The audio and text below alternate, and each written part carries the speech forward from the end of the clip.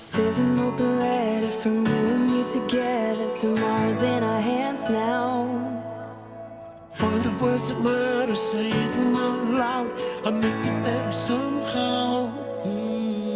Looking down from up on the moon is a tiny blue marble. Who'd have thought the ground would stand on Could be so fragile. This is a love song to the earth. You're no ordinary world, a diamond in the universe. Heaven's poetry to us. Keep it inside, keep it inside, keep it inside, 'cause it's our way. It's not about possessions, money or religion. How many years it might live? When the only real question that matters is still a matter of perspective. Looking down from up on the moon, you're a tiny blue marble. Who'd have thought the ground we stand on Could be so fragile. This is a love song to the earth. You're no ordinary world. diamond in the universe? Heaven's poetry to us. Keep it inside, keep it inside, keep it inside, keep it inside. Keep mama heart safe. It's our world. But bang, bang, bang, bang. Say mama earth is in a crazy mess. It's time for us to do our best. From deep sea straight back to Everest. She under crazy stress unless you wanna be motherless. Green heart is the way of dress. Speediness and too much greediness. 6 billion people all want plentiness.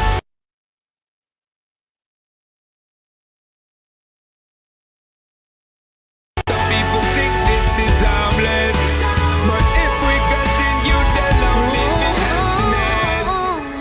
No, no, no, no. This is a love song to the earth. You're no ordinary world, a diamond in the universe. Heaven's poetry to us. Keep it safe. Keep it safe. Keep it safe. Special paradise. Keep it safe. This is a love song to the earth. You're no ordinary world, Diamond in the universe. Heaven's poetry to us. Keep it inside. Keep it inside.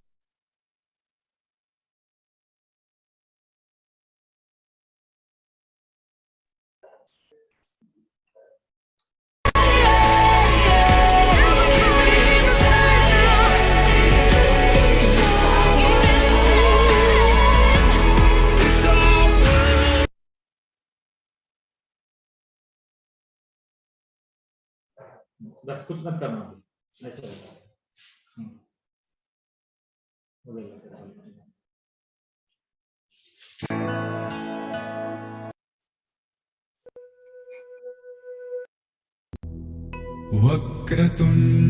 वक्रतुण्डमहाकाय सूर्यकोटि समप्रभ निर्विघ्नं कुरु मे देव सर्वकार्येषु सर्वदा।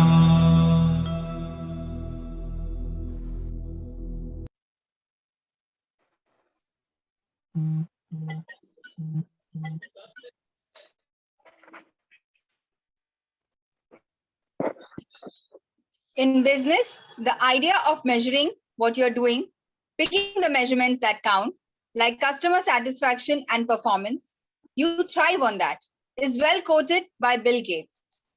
On this note, we have today's symposia on operational control, performance, and improvement.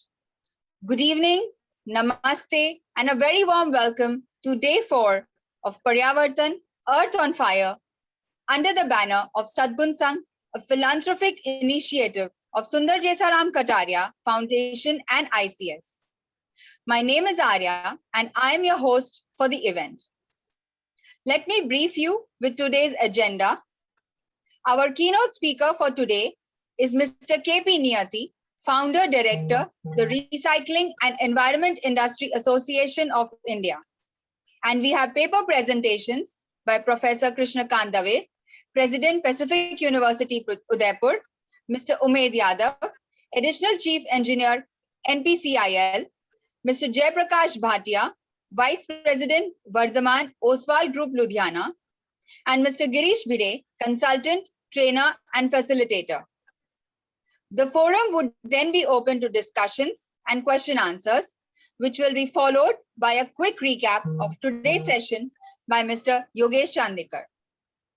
Lastly, we would tweak your technical side with a small quiz session. Let me introduce you through Paryavartan, which is being held in association with Brahma Kumaris, our spiritual partner, UCCI, our industry partner, and Pacific University, our knowledge partner. It will also be in place to mention our gold sponsors, our silver sponsors, and exhibitors. Let's also take a quick tour through the login to enable you to maneuver and access the expo area. Click on the login page at www.sadgunsang.org. Enter your username and password. On the left is a menu tab. The exhibitors are in the gold, silver, and exhibitor tab, where you can click on the logos and visit the stall. You have the conference tab, where the Zoom link is embedded in the screen and can click there to enter the conference. You also have Conference 1 tab in case you cannot log in the Conference Zoom tab. The event day 1, 2, and 3 is a recording. Your voice is not You coming. have missed the earlier session.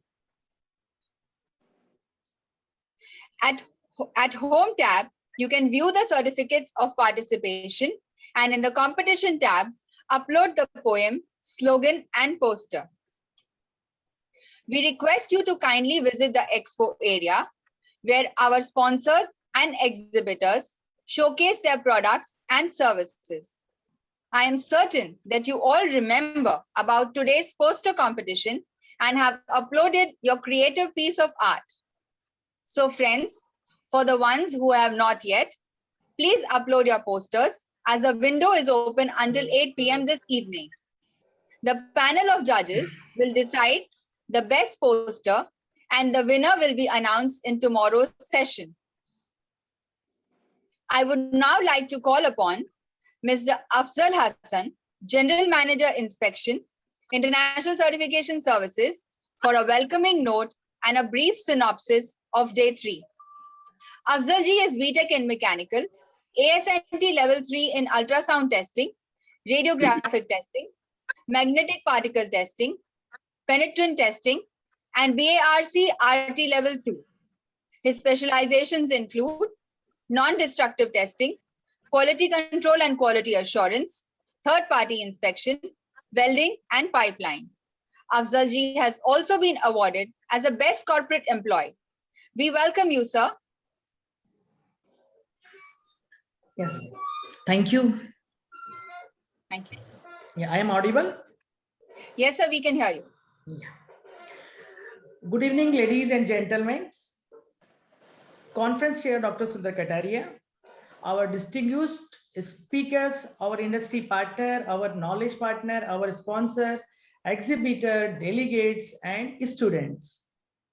It is indeed a great pleasure and honor to welcome you all at Paryavartan Day 4. This is a special event organized by Satgun Sangh, powered by ICS, in association with agencies and individuals who dream of making a difference to society. It is an event which aims to stimulate worldwide awareness of environment and encourage your attention and actions. Yesterday, conclave started with the keynotes address from the former CEO of NABCV, Sri Anil Johri. He expressed his views on standards, legal and regulation requirements, involvement of third-party inspection agency in the regulatory assessment, consent the appointing third-party inspection agency and choosing the right certification scheme by the regulators. Dr. J.V. Parekh, who is an international dairy consultant, expressed his views on environment and sustainability of the dairy industry.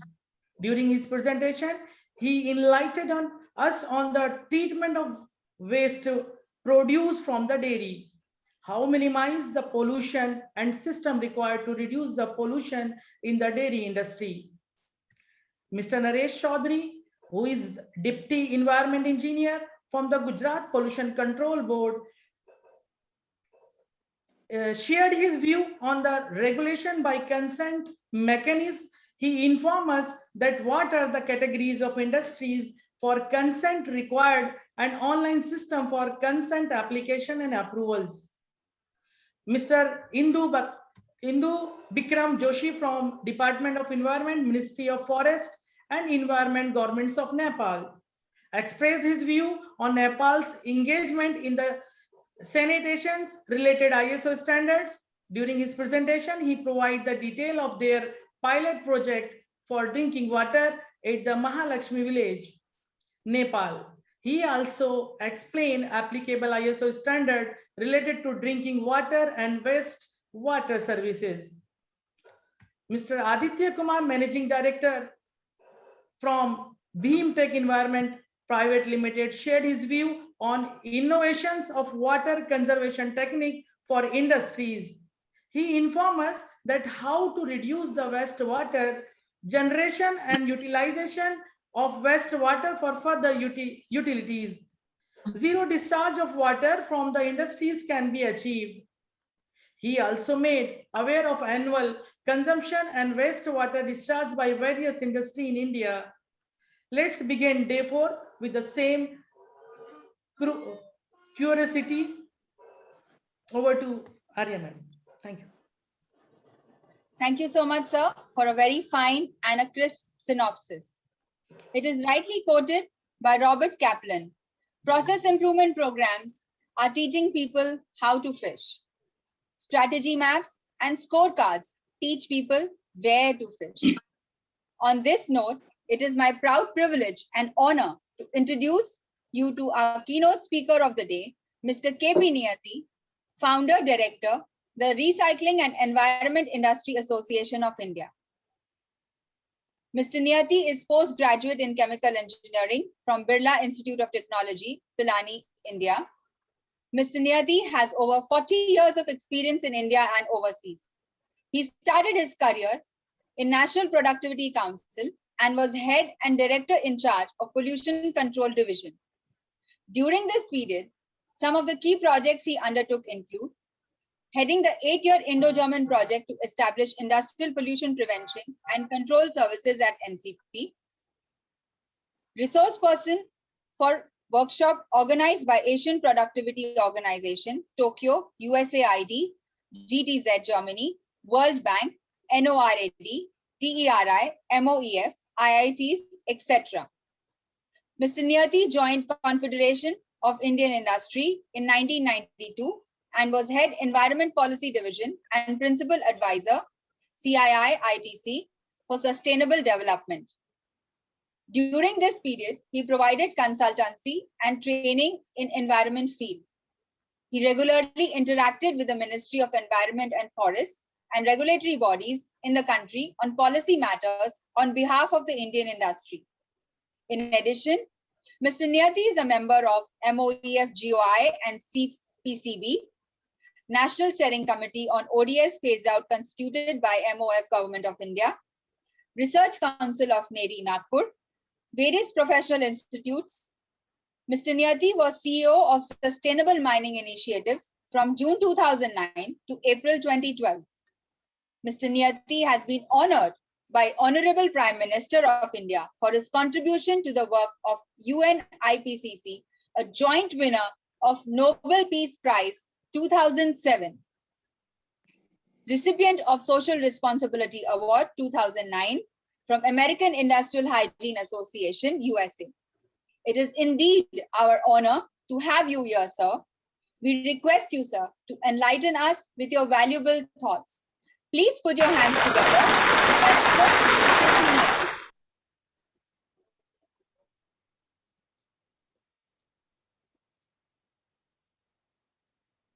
Thank you very much. Are you able to hear me? Yes, sir, you're audible. Okay. Thank you so much. First of all, I must thank Mr. Kataria of ICS for inviting me and giving me this opportunity. I am not a specialist on operational control, but let me take out the kind of perspective I have. And let me begin by quoting Einstein. In fact, Einstein was asked at one point of time a question, and the question goes like this: that Mr. Einstein, if you were given a problem to solve, on the solution of which your life depends, and you have just 1 hour to solve that problem, what would you do in that 1 hour? Look at the way Einstein replied. Einstein said, I'm going to spend 45 minutes in understanding the magnitude of the problem, its root causes, and the interlinkages between the root causes and their contribution to the problem. So he would say that he would spend 45 minutes in doing so. He would spend another 10 minutes to review his understanding and make sure that he understood it right.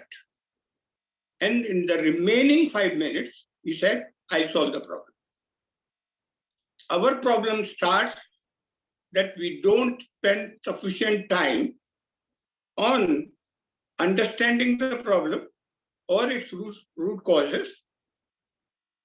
That's where the problem comes. And if there is a problem or could be a problem, if you have to avoid that problem from occurring, you do need operational control. As simple as that. While for Einstein, it was a retrospective question, but going forward, if we are doing any activity, we do need operational control. And for variety of objectives.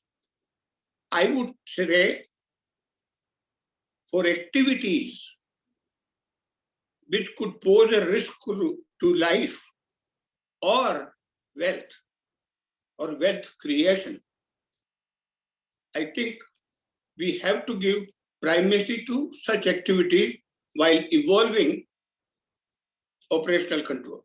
And they necessarily have to be strict and with the same zeal and strictness, we have to implement and follow those operational controls.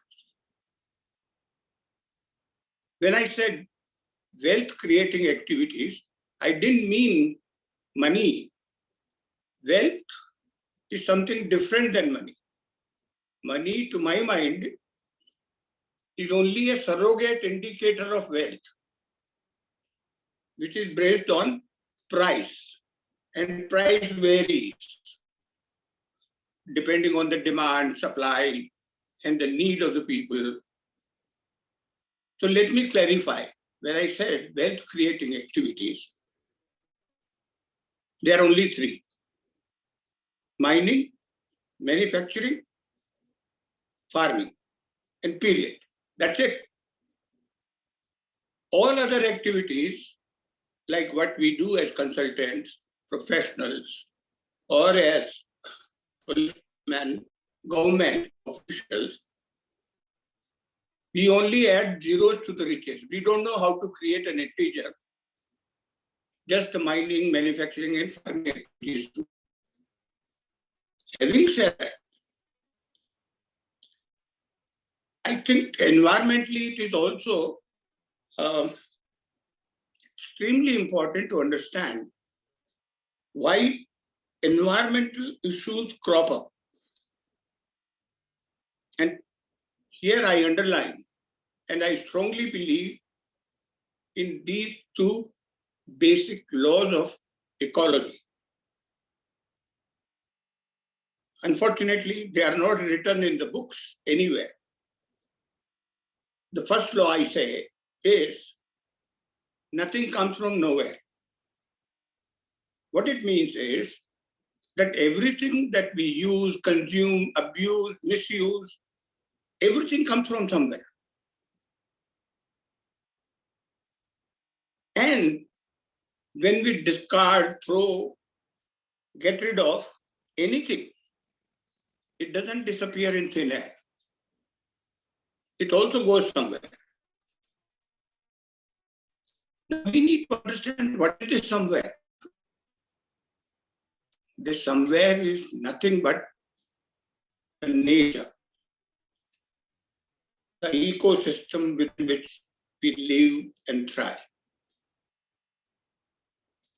Now, if there is a sickness to the environment or nature, it's very clear to me at least that whatever operational controls we followed in the variety of activities that we perform have failed. There is no doubt about it, in my mind at least. All those operational controls didn't work. It is because, again, go back to Einstein. We didn't spend sufficient time in understanding the consequences of the activities that we are undertaking.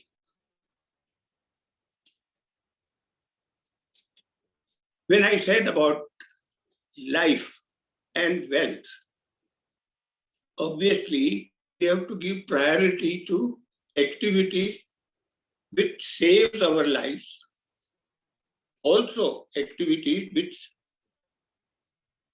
help us generate wealth. But economists put it differently. Now, if you really look at contribution of mining, manufacturing, and farming, they are the wealth creators, in a sense. And they are the only wealth creators. All others are in so-called service sector, which is also added to GDP. But we all who are in service sector, our primary function is to create and conducive environment and economic ecosystem wherein wealth generating activities would thrive, which means per capita availability of everything that we need to consume and we need. This can only happen if we have law and order, judiciary, we have doctors, we have educators. We are all part of the service sector. Our primary job is to give that conducive environment where these wealth generating activities could thrive. Very clearly, when we look at operational controls, unfortunately, money comes into the picture. When we look at safety and the risk assessment, we are looking at safety of both industrial assets and other assets and of human beings, right? At the same time, we also look at how much it would cost me if I have to reduce these risks. And that gets into the kind of decision making which by and large is monetary. That unfortunately creates a problem in our thinking process. For instance, pollution happens because of the inefficiency in our processes, be it farming sector, be it mining, be it manufacturing, or anything. Now, inefficiency by itself is a risk because it results into environmental degradation. It could also impact on the human health. It can impact the biodiversity, our ecosystem, and many more things, including climate change. Therefore, when we come to operational controls, what are we looking at? What is that we want to achieve through operational control? Obviously, avoidance of all kinds of risks. And risk we measure by the problems that could occur if we don't control.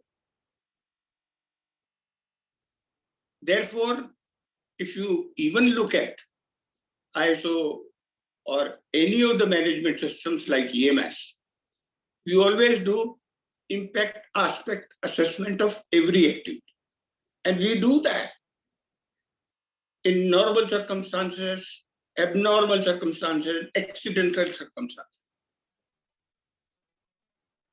Now that risk is to the life, to the assets, to the human being, to anything else. But rarely we factor the impact on the environment because we do not have sufficient knowledge. And unlike Einstein, we don't spend 45 minutes of an hour in understanding the root cause.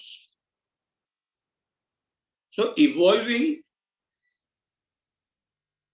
operational controls, SOPs, work instructions, or whatever you name and label them, you do require understanding of that activity, how it is performed, who is going to perform, how and why it is getting performed, what is the objective of that activity, who would perform, when you would perform, and your operational control necessarily has to answer all those questions.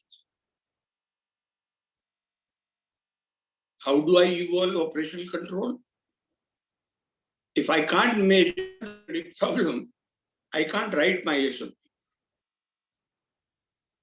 Therefore, the importance of monitoring, which is essentially based on measurements. Intermediate, continuous, grab samples, it depends on the kind of activity you want to have operational control on. Now, monitoring measurement by itself is a long subject. So is the subject of evolving operational control strategies and procedures, instructions. If I may say so, when we look at the issue of getting certified to ISO 14,000, 9,000, OSHA's, social standards, or whatever else, we don't spend so much of time in understanding the activity.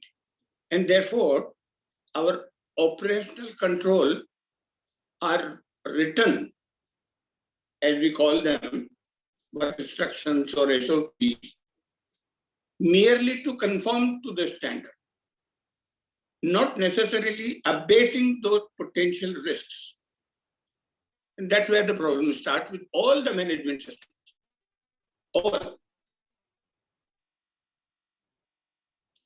One has to spend sufficient time in evolving operational control on each activity when we are designing any management system. Let me give few examples. Let's say industry willy-nilly had to install effluent treatment plant, and because of the organic load, it has to be a biological treatment system. Fair enough. You've done that. So you remove the silt and dirt that comes first. You put the whole damn thing effluent in the settling tank. Now you take it to the second tank.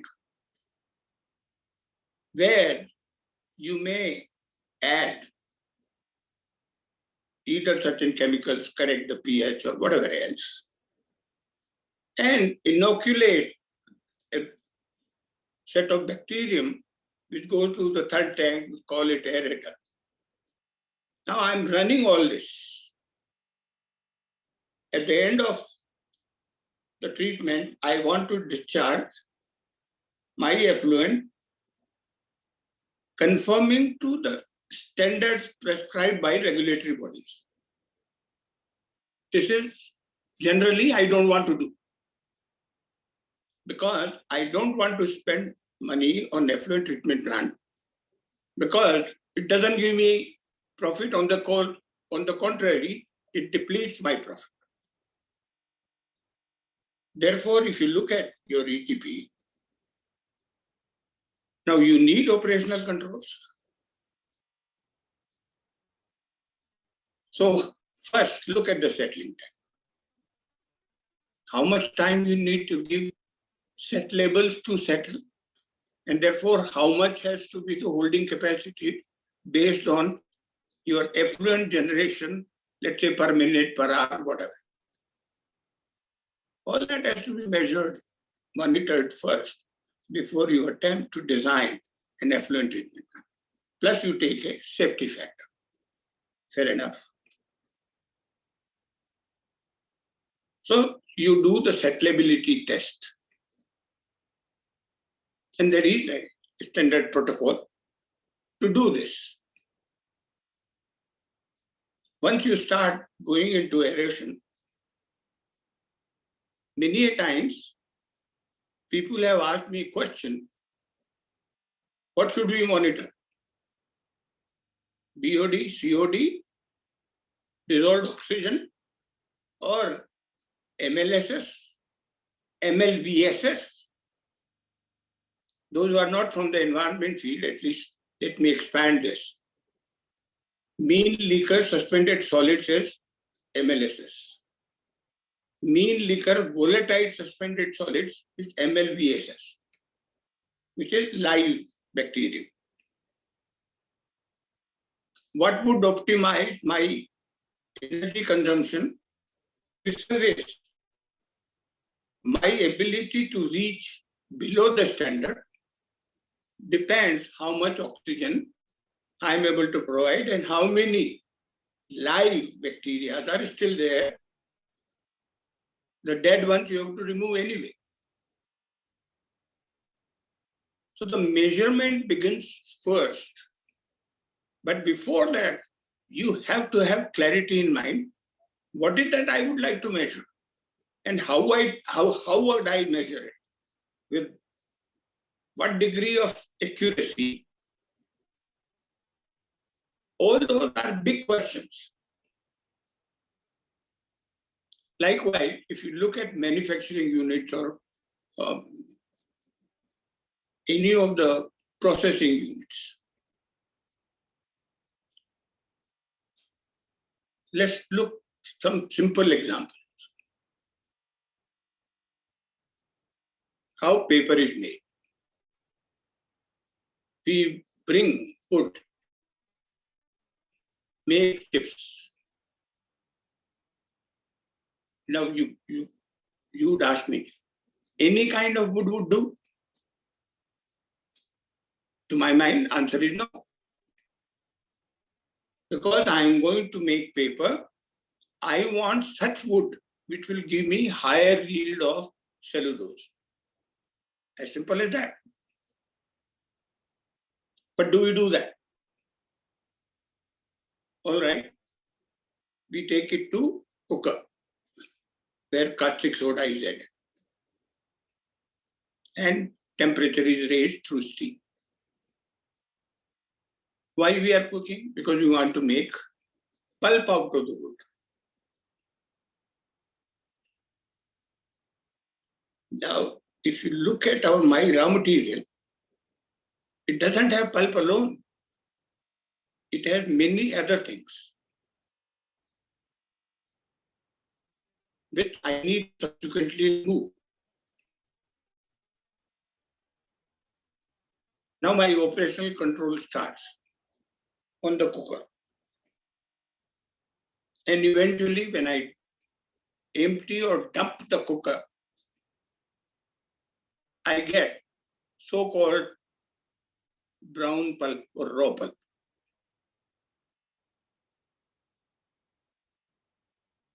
Why do you get brown pulp? Because many a times we thought lignin, which is part of the tree, is not used for making paper. So lignin comes. Also there is caustic soda, which is unspent. Since caustic soda is expensive because energy intensive, you tend to recover. So you put roasters or black recovery boilers. Originally, nobody would recover lignin. Just send it to the boiler and burn it. Then starts a process of calling pulp, where knots are removed and which cannot be homogenized and called pulp. So you have those processes. And I'm explaining in very simple terms. Now you have to bleach because its color is brown. You go to make it white. You can do it with chlorine. You can do it with chlorine dioxide. You can also do with H2O2. There are many options. As long as regulatory requirements were not that stringent, chlorine would. But subsequently, parameters came like AOX. Now, obviously, many manufacturers started writing chlorine-free paper.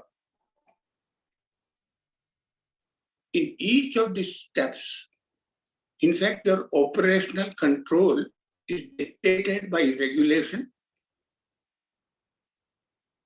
as well as from your sense of making profit. Nothing else.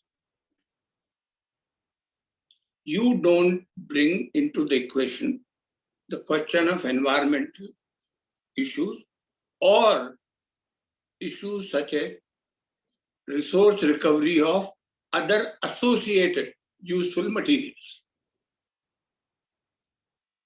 Because your economic ecosystem doesn't support you, given in which you operate, to recover lignin, for instance. Therefore, you do what you think is expedient in terms of maximizing profit without compromising on compliance with government regulation. That's what we do. That's why issues such as sustainability, the three pillars of sustainability, economic, social, environmental. To my mind, there is nothing like three-legged sustainability stool. Sustainability is nothing but risk assessment and their management to any operational entity or any business, any office, or anything that you do. Risk assessment from different angles is so very necessary. And therefore, we need to analyze each activity from the point of view of those different risks. And it's important to evolve a risk measurement put rule, which is comprehensive. Therefore, you can prioritize and give maybe through hunches or market feedback or whatever. What one does in pursuit of sustainability, we start derailing ourselves. Oh, let's come out with a third-party assured or certified sustainability report based on GRI guidelines. So then you are going away from pursuit of sustainability and you are focusing on reporting. And bad luck. When sustainability reports come out, you want to look good to the people. So the goalpost is shifting, your objectives are shifting. There again, if you look at measurement and monitoring is so important.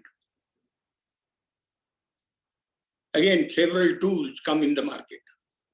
On sustainability index, how this company fares based on their sustainability report. I'm of the view we would not learn everything in one day. It's a process, it takes time, it will keep evolving, will keep getting refined as we go along. But in the meantime, all kinds of bites will be making noises, sometimes shrieky, sometimes very loud, sometimes no noise at all. So to me, it is extremely simple. You do need operational control and measurement everywhere. If I am managing my household, I need to measure everything. When I buy something, am I getting the right quantity? I have to do my budgeting based on my income. We are all doing that. This is part of measurement and monitoring. And then we exercise, not written down operational control system, but what we think, where we are heading. And when we look at where we are heading, intuitively, we are looking at future risks, medical, lack of money, whatever. We all do that. But to sum it all, I'm only saying decision-making in the personal choices, in the kind of decisions corporates take, is all driven by so-called money, finance. Let me underline, when eco-labeling started, because it distinguishes the product which is eco-labeled as environmentally better than its competitors. But even in a country like US,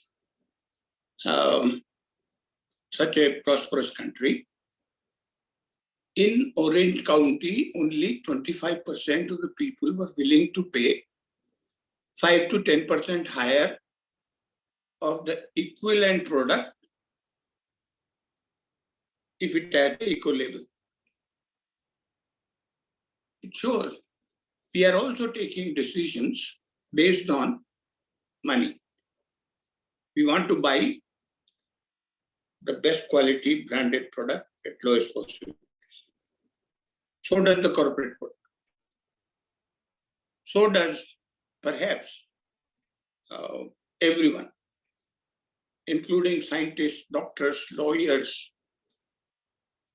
And many times we forget about the nobility of the profession.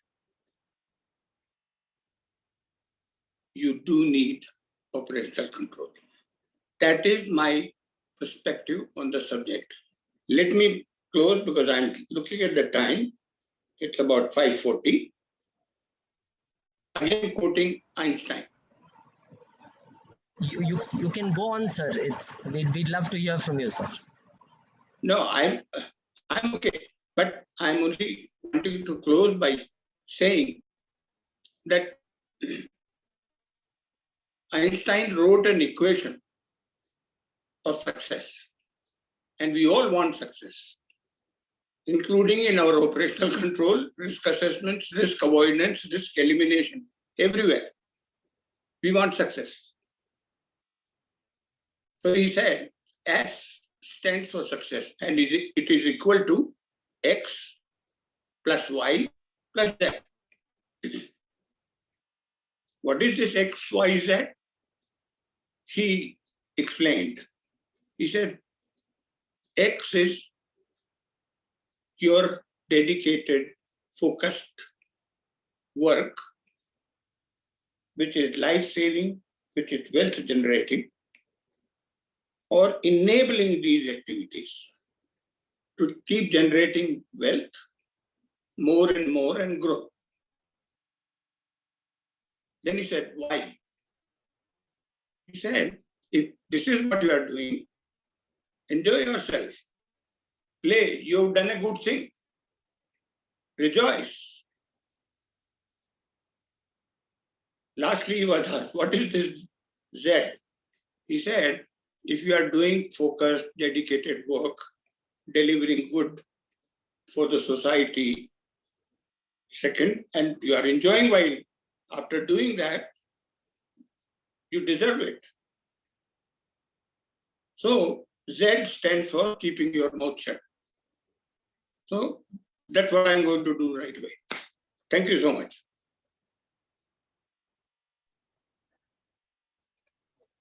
I've said my piece. Thank you, sir, for sharing with us your insight and domain of expertise and your rich experience. It is indeed an honor and a proud privilege to present to you with a small memento as a token of appreciation.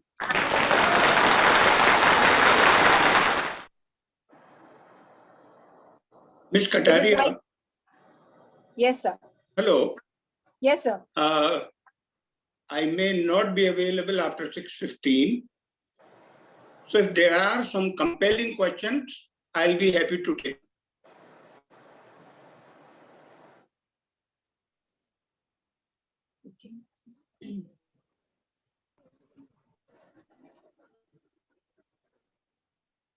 Was I audible? Yes, sir, we can hear you. What I'm saying is, if there are some compelling questions, I can take them in next 5 minutes. And I try to come back and join the panel. Right, sir. Okay. Thank you so much.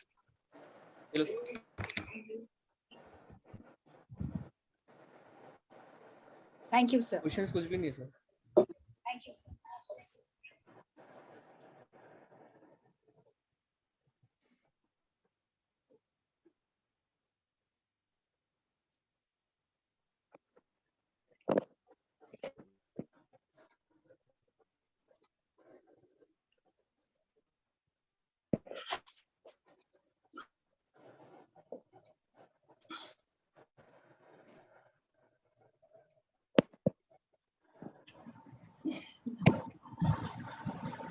Yes, sir.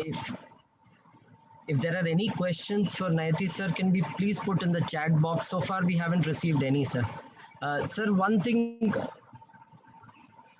Please go ahead. Sir, then how would you differentiate? When you say one side that the economy does not, people don't want to pay more for a better product in terms of which is more environmentally sustainable, then how do we get that challenge of, meeting the, whether it should be a regulatory push or how do you see that it be inculcated within the culture? Let me say this much. You complement the regulatory regime with market-based financial instruments like taxation, incentives, deposit refund system. There are many examples. For instance, if you really look at plastic waste, for instance, which is a nuisance, people call it plastic is drastic, all that. But if you put some kind of, let's say, environmental tax on this small plastic bag, say 50 paisa, and then set up a mechanism to collect them back after usage. Clean or dirty, it doesn't matter. And announce that out of 50 paisa, you will get back 35 paisa if you return me that plastic bag. Believe me, that kabadi wala would be happy to take it for 25 paise, and he will be happy to deliver it to the collector, a point where all such plastic bags are collected, where he'll get his 10 paisa in between. And with 15 paisa, you create that collection points all over the city, all over the state. Believe me, not a single piece of plastic you will find in the garbage or anywhere, because we are driven by money. Regulatory regime has to be complemented. Mere regulation would not work. As simple as that. I've said what I wanted to say.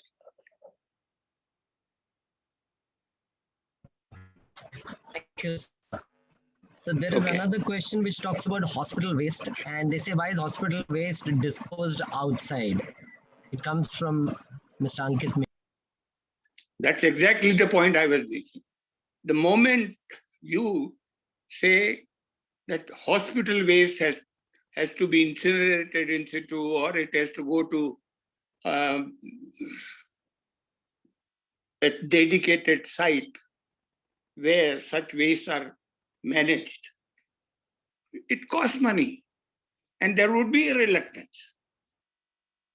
But if you say, after sanitization, waste possibly could be reutilized, I'm saying very clearly, so that no harm to the human health or environment could be inflicted, such processes, we don't have one. And that is the reason in our association, we would say we have over the pile or overarching objective. We simply want to make India a landfill-free country. Municipal solid waste, e-waste, or hospital waste, why the hell it should go to the landfill site? That's the basic one.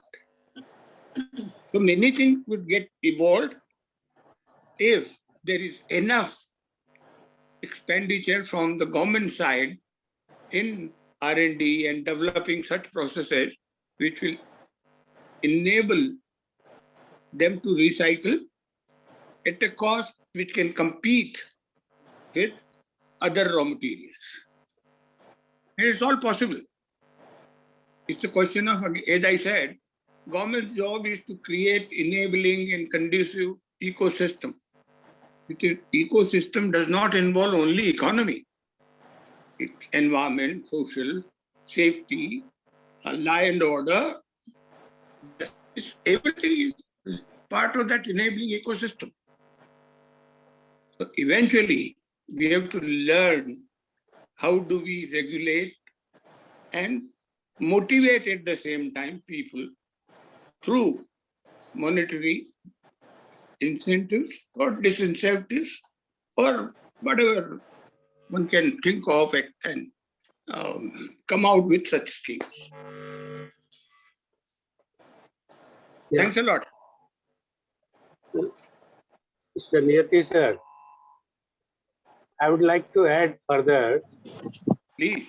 as you have rightly said, that we had to have legal regulatory requirements in place, and people should be disciplined.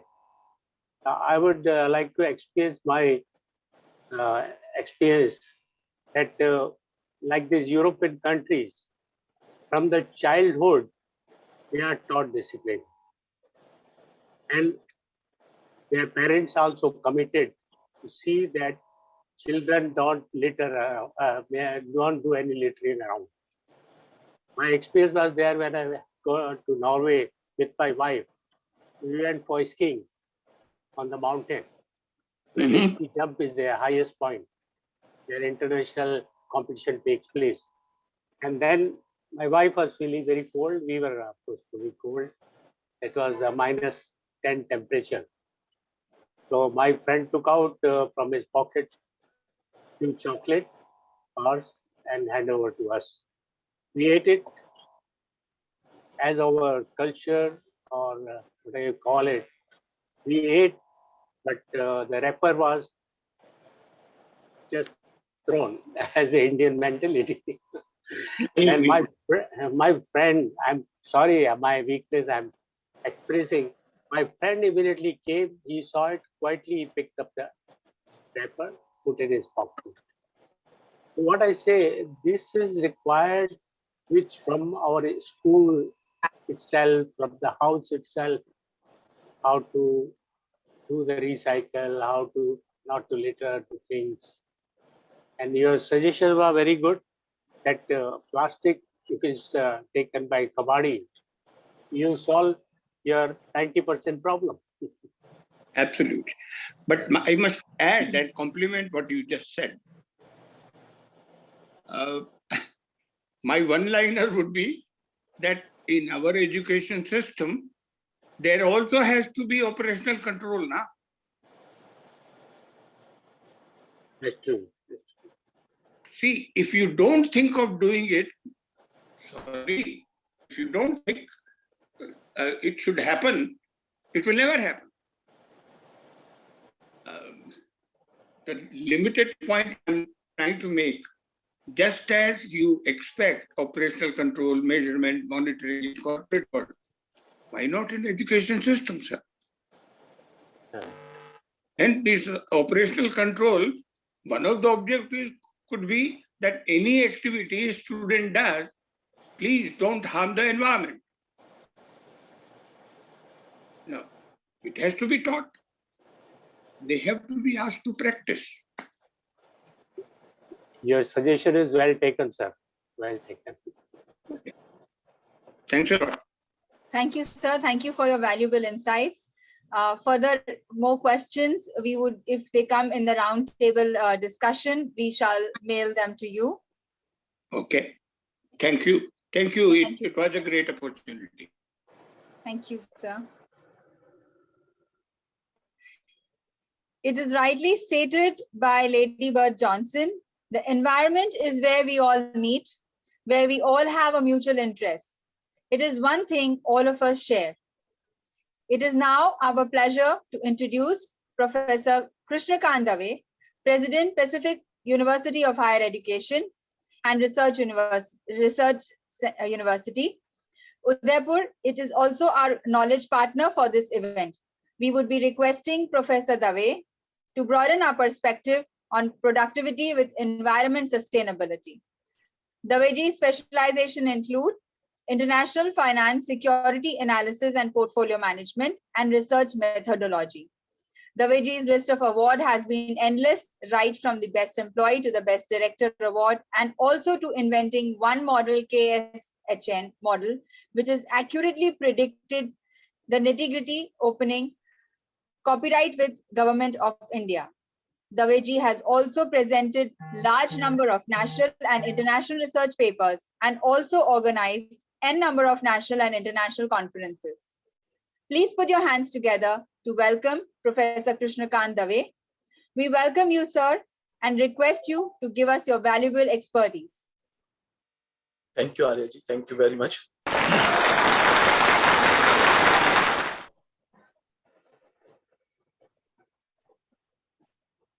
My screen is shared? Yes, sir, we can see the screen. Okay, fine. Just a minute.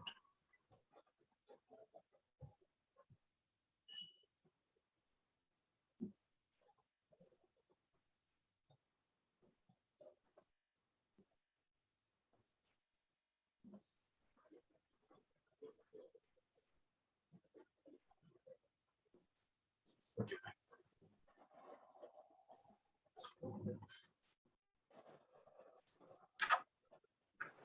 Thank you very much, Aryaji, for your nice words. And I must thank to Dr. Sundar Kataria Saab, who has given me this opportunity to interact with you. Environmental issue is very near to all of us. And we all want the sustainability because we don't want, because whatever we are suffering, they've done. but what will happen with our new generation, that we have to look after in it. And that's why I have done some research with my scholar, Priyanka Jain, and we both have studied on the corporate sectors, because we nowadays feel that corporate sectors or all industries, because of competitiveness, sometimes they harm the environment. Sometimes because they want to get more profit out of their business, and they don't look what is happening with the environmental issues. So this was my concern, and because global report initiatives have taken a lot of steps, and America and United Nations are doing a lot of practices for it. So I and my scholar thought that why should not we do a study on our Indian corporate sector? Are they really fulfilling all kind of activities or not? So that was the concern for me, and I have studied for it.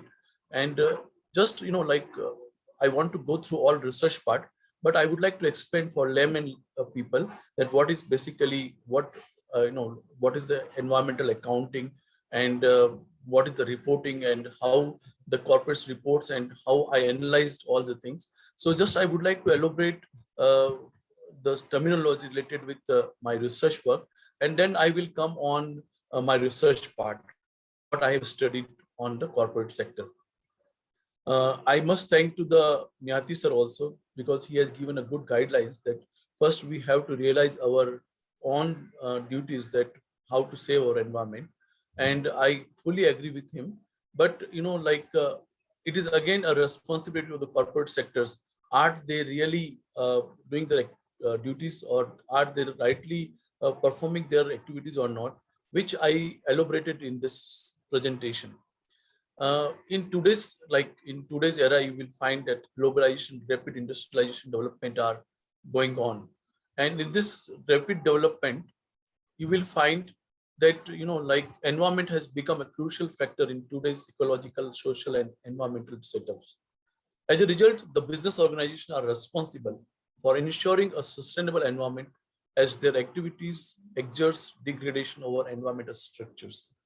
From this viewpoint, a new dimension of accounting has been derived, which is known as environmental accounting. So the environmental accounting tells you that what are basically you are doing in corporate sector. What is environmental accounting? Sometimes, because for layman language, many people are, students who recently joined, and they want to know about environmental accounting. Somehow are from the background of accounting, they may have some idea about it. So just I would like to elaborate them that environment accounting involves the identification, collection, analysis, and use of two types of information for decision making. One is physical information. What kind of water you are utilizing, how much energy you are utilizing, what kind of material, including the waste, you are utilizing for it.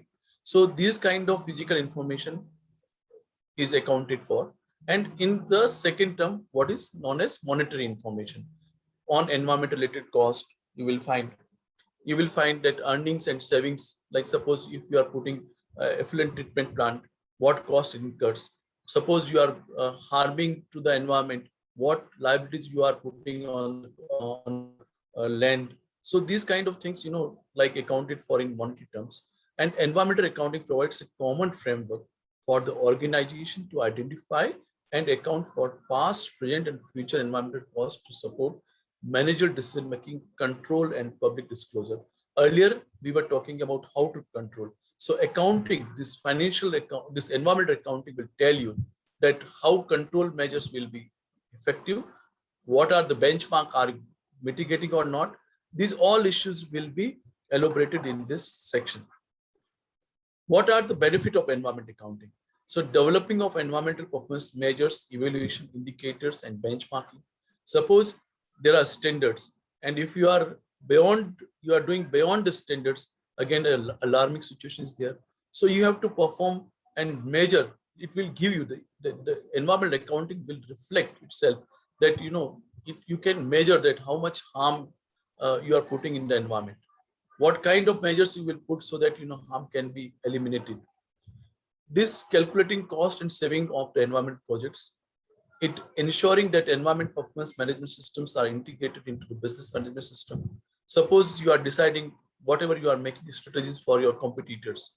you should always keep in your mind that yes, I have to do something for the environment because I have to give the answers to my stakeholders. I have to give the answer to my interested parties.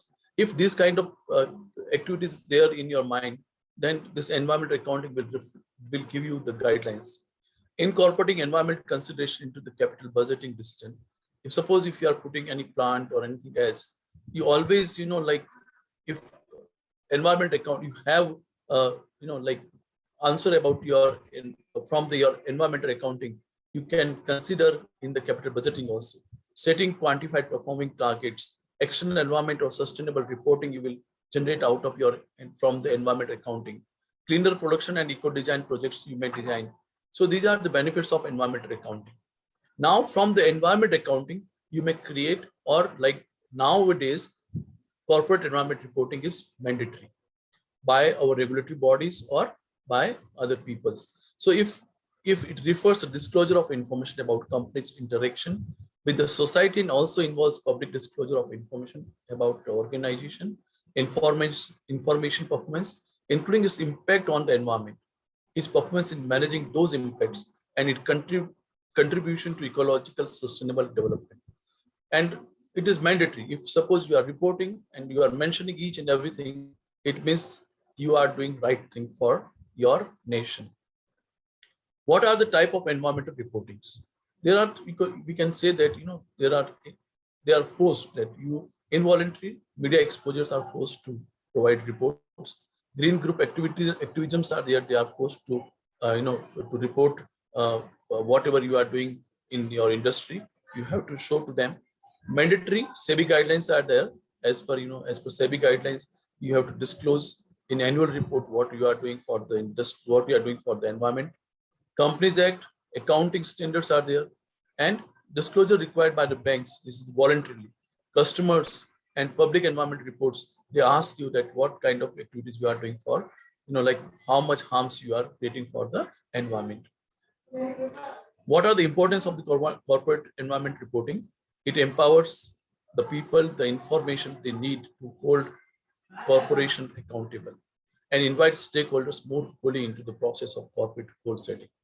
It allows companies and their stakeholders to measure companies' adherence to standards set for their statement of environmental principles and their various goals and objectives. It permits the investors and harness the power of capital market. Everything you will find in the capital market. If you care for the people, if you doing better thing, good thing for the environment, it reflects in the capital market. People will recognize you. People will give you more value for your shares. So this promote, ensure environment superior business practices. What are the legislation of the environment reporting in Indian scenario? If you talk about Indian scenario, there are various rules and regulations imposed by the government of India. The Water Pollution Act you will find in 1975. The Air Pollution Prevention and Control Pollution Act 1981 is there. The Environmental Protection Rules 1986 is there. SEBI guidelines itself says that mandatory inclusion of business responsibility report as a part of annual report of listed entities. Those who are listed on BSE and NSE, they have to disclose in the annual report as a BR reports, business responsibility reports. And in environmental reporting under Companies Act, if you find under section 217, it is stipulated that you have to disclose energy conservation measures, additional investment in proposal, impact of the measure taken above the reduction of energy consumptions. So what are the challenges in the India? You will find continuity is not there, comparability is not there again, and creditability. If a corporate continue to disclose each and everything at every regular interval, I think so we can do miracle. We can compare what the other part of industry are doing. And if creditability, we take the onus of that, then I think so we can do a lot of things and we can, do best thing for our own part. Now I am coming on my study.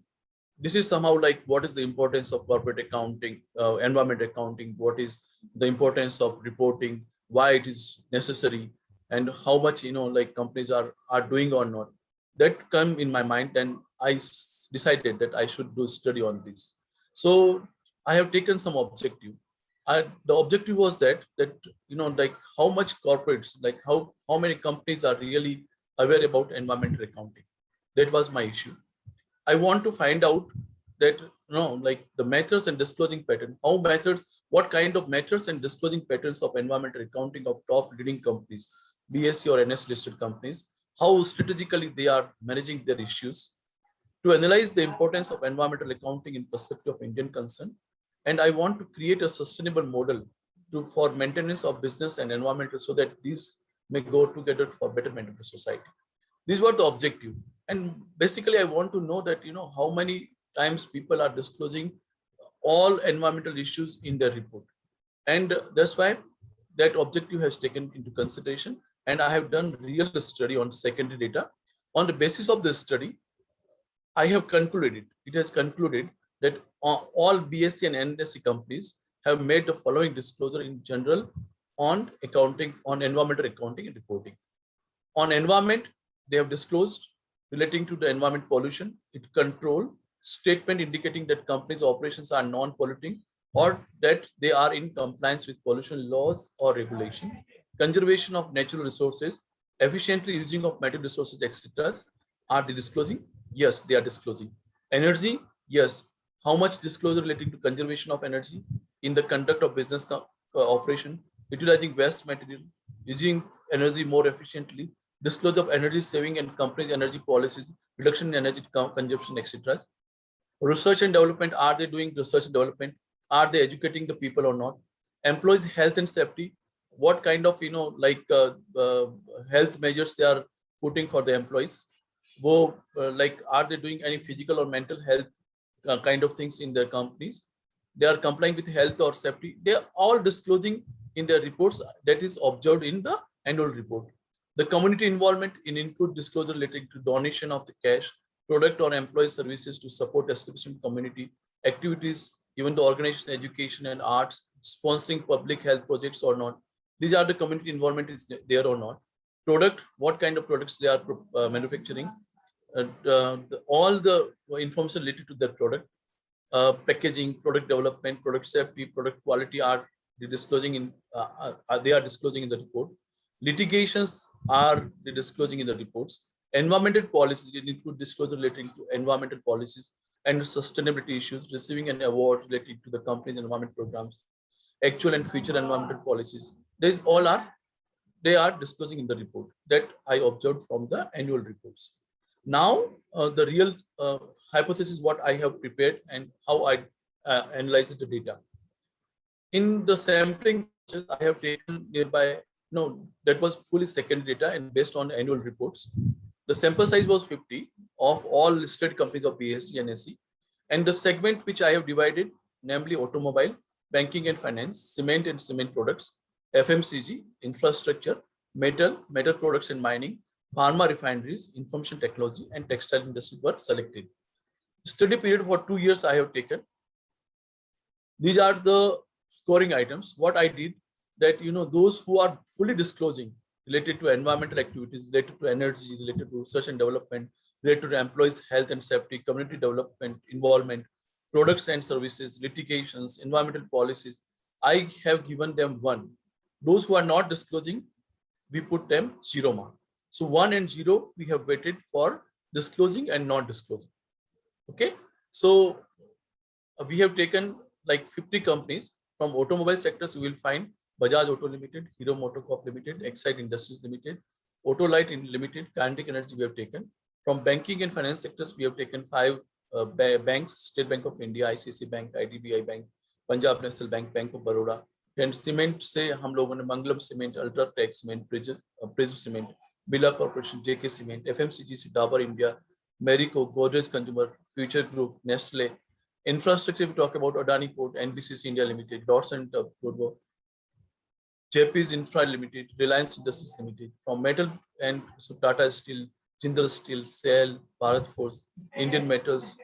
Then if we talk about pharma, we have taken Cipla, Dr. Reddy, Pfizer, India Limited, Biocon, and Auto or Windor Pharma Limited. Then refineries, Indian Oil Corporation, Bharat Petroleum Corporation Limited, Hindustan Petroleum Corporation, Mangalore Refinery, Reliance Industries Limited. In information, we've taken SCL, Tata Consultancy, Tech Mahindra, Mindtree Financial Techniques. In textile, we have taken Arvind, Surya Lakshmi, Trident, Raymond, and Surat Textile Mills Limited.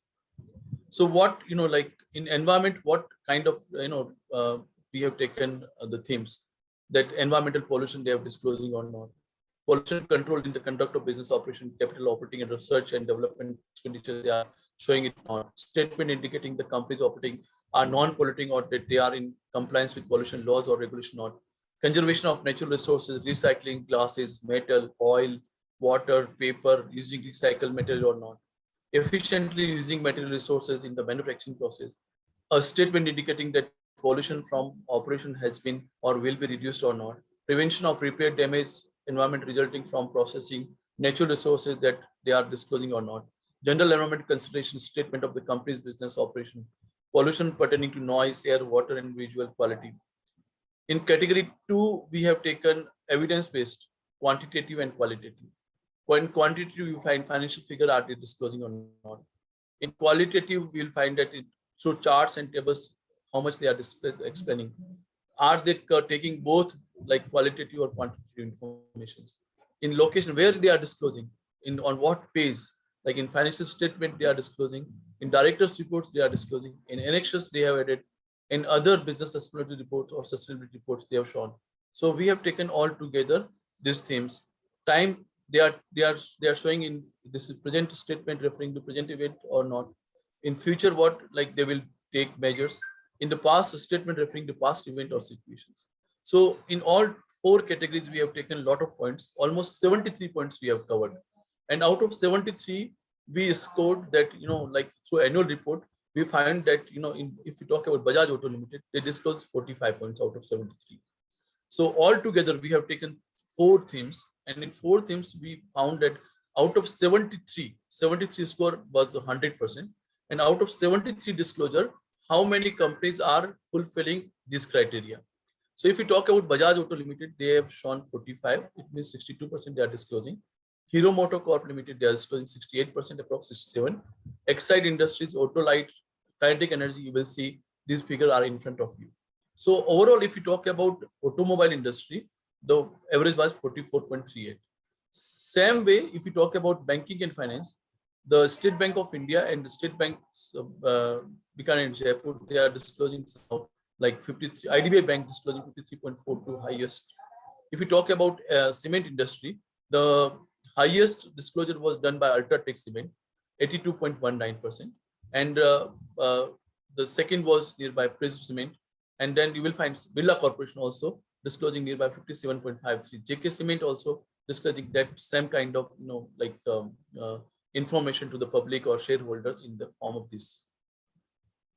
If we talk about FMCG, Dabur India Limited was the highest among all 5 groups. Nestle was disclosing 58%, and Dabur was disclosing nearby 85% reports out of that. If you talk about infrastructure sectors, the highest was Adani Port, 51 points out of 73 they disclosed. NBCC 45, and Sam L&T, and rest of others was like JP Infratech Limited. You will find 43.83% they are disclosing through the reports. If we talk about mining, metals, and products, highest percentage was Bharat Forge Limited, 80% approx they are disclosing, and then Tata Steel 72% approx. If we talk about the pharma sectors, in pharma sectors we will find the highest 67% was Dr. Reddy, and then after Aurobindo and Biocon, they are almost 65% disclosing. So in this way, you will find like refineries. In refineries, highest percentage was almost every company are disclosing the corporate report, and all related with environmental accounting or reporting.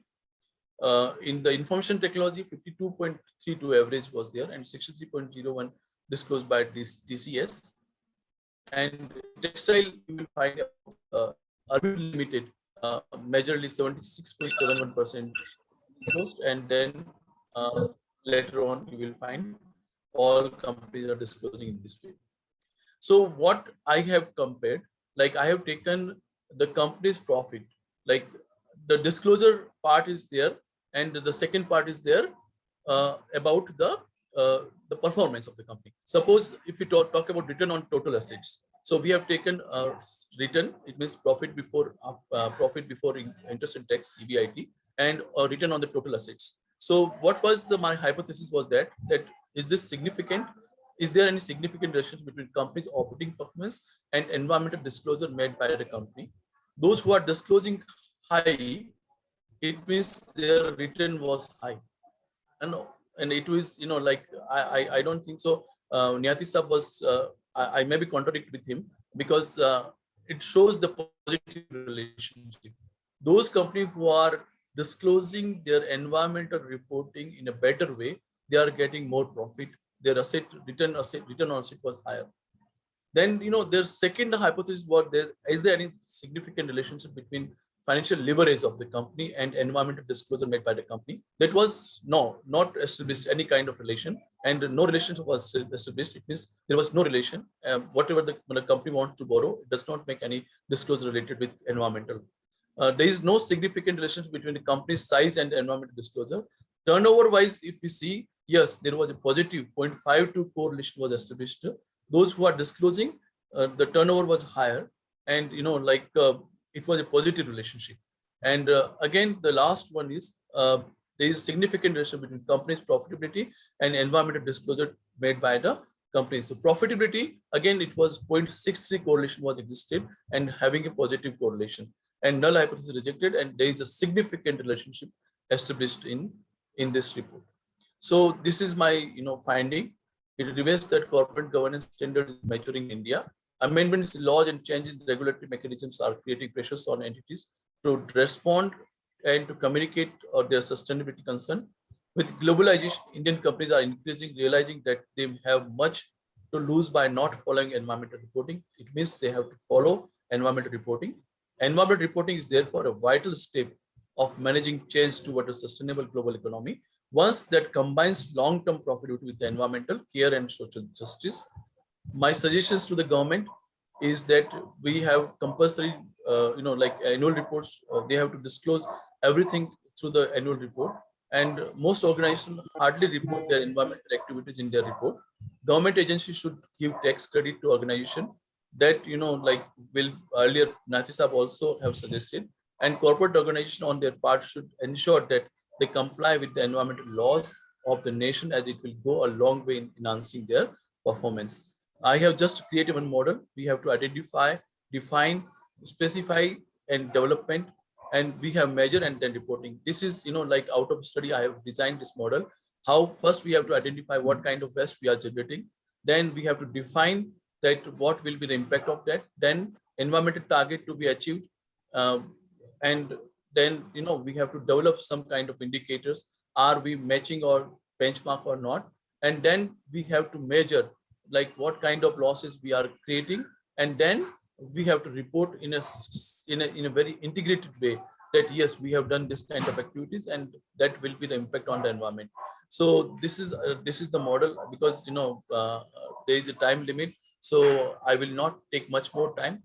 Question will be welcome. And again, I would like to thanks to everyone, thanks to the organizer also, and want to compliment that such kind of nice conference is going on every day, 3 hours. People are sitting, learning, and a lot of activities they are doing. So my compliments to organizers also, especially Dr. Sundar Kataria Sahab and Sumit Kataria Sahab. Thank you very much for providing me this opportunities. Thank you, sir. Thank you so much, sir, for giving us such valuable insights on environment sustainability. Pablo Picasso has rightly stated, action is a foundation key to all success. It is our proud privilege to present to you with a memento as a token of gratitude.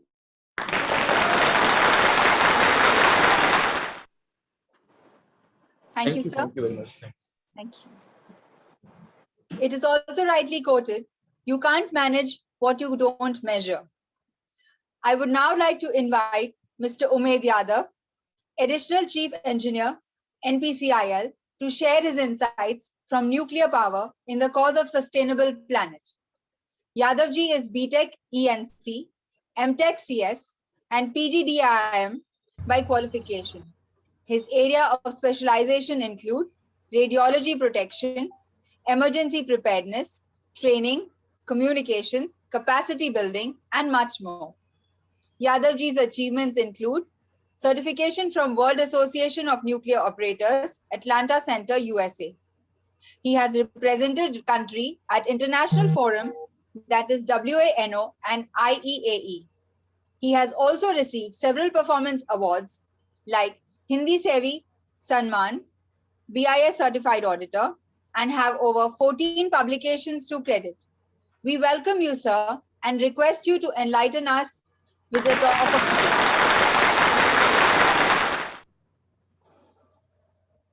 Thank you, ma'am. Am I audible? Yes, sir, we can hear you.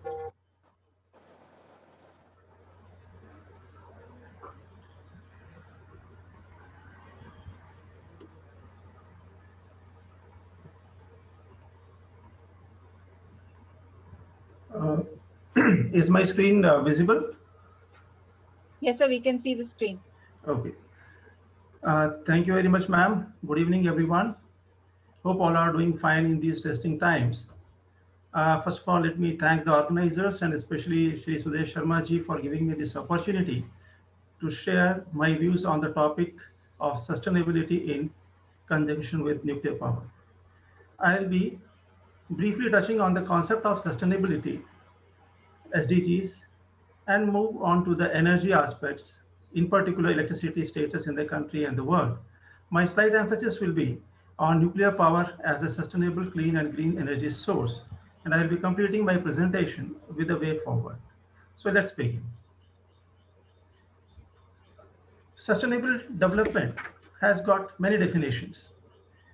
One definition which really I like is a development that meets the needs of the present without compromising the ability of future generations to meet their own needs. Sustainable development is therefore the pathway to sustainability. For an activity, for an entity or a process to be truly sustainable, it must achieve environmental, social, and economic balance. And this is what we call as the three pillars.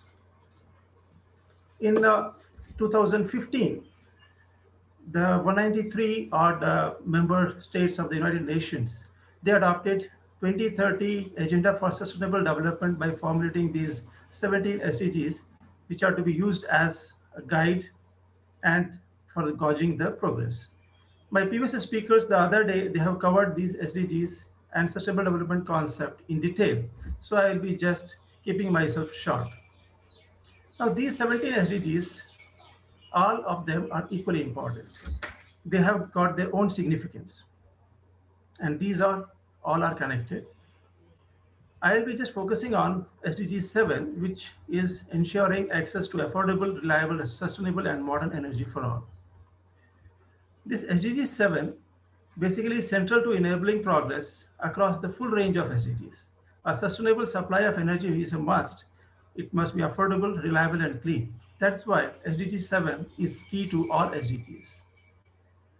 Now, please look at this particular graph. The link between the well-being of a population and energy consumption is well established for developing countries, especially. For those countries with an annual energy consumption below 100 gigajoules per capita, this particular area, a level that 80% of the world population is yet to reach, there is a clear correlation between their energy consumption and Human Development Index, which is an indicator of nations' health, education, and living standards. Thus, what is required is a good amount of energy consumption. And we all know that an affordable and a clean energy is utmost important. This requires a massive energy transition because if we want to drive an economic transformation for all, this goal basically is, it has got a lot of need. We all know that there are billion of people still, relying on wood, coal, charcoal kind of thing for cooking and heating. Energy is also known to be a dominant contributor to climate change, accounting to about 60% plus of total greenhouse global gas emissions. Thus, reducing the carbon intensity of energy is a key objective in long-term climate goals.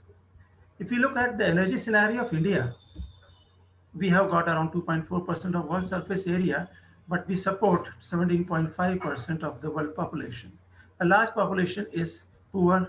They may not have access to electricity across the world. And another thing which comes to our mind is that our annual energy consumption per capita or electricity consumption per capita is barely 1/3 of the world. It is expected that about 40% of the population in 2030 would be urban, as against 30% currently. So as the population expands, income grows, exponentially is the demand, rise in the demand of urban amenities, and more is the demand of energy. So it is estimated that more than half of India of 2030 is yet to be built. Our country has committed certain things, which many of my previous speakers have talked about. I won't be elaborating it much, but what I would like to emphasize here is about the India's INDC. Out of the three elements, which really are the core components of INDC, in the reduction in emission intensity and renewable energy in power generation, we have done remarkable things. We are performing very well. As far as increase in forest cover is related, or is this particular area, we need to do more. What we say is a collaborative approach among the developing and developed countries is a must. Our country's mitigation strategies are simple and clear. What is required is promotion of clean energy, enhancing energy efficiency, promoting waste to wealth, sustainable green transportation network, afforestation, citizen and private sector contribution to combating climate change. I would like to bring to your notice here that when we say that in our commitments, that 40% of our energy needs we will be trying to meet through non-fossil fuel technologies, nuclear power has got a significant role to play. If we look at the present Indian electricity scene, we are just 382 or 380 gigawatt installed capacity base. We have been generating around 1400 billion units in the last financial year. This figures appears to be little of old, but the order is same. We still remain as 1/3 of the global average per capita electricity consumption, though we are the third largest producer in the world, but our growing electricity demand is at a rise. Now, development demands energy. The key question today is how best to supply those growing energy needs. Our existing energy system is built basically on fossil fuels. Of course, it is associated with greenhouse gas emissions. The energy sector is responsible for about, as we said, 60 to 75% of the greenhouse gas emissions. Thus, the need of inclusion of cleaner sources of energy is strongly felt. And accordingly, renewables have been making their space in a bigger way.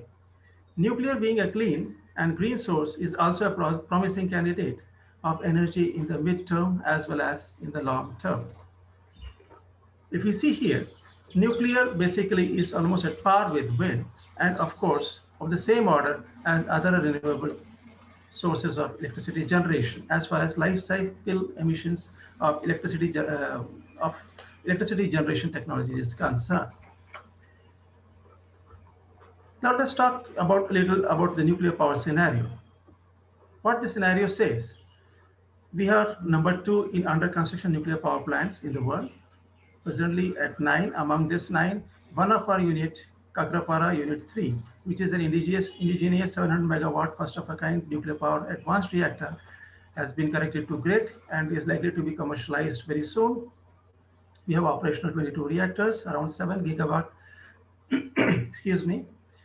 7 gigawatt of installed capacity base. We have been contributing to around 3% to the total electricity generation, and a very impeccable safety record of 546 plus reactor years.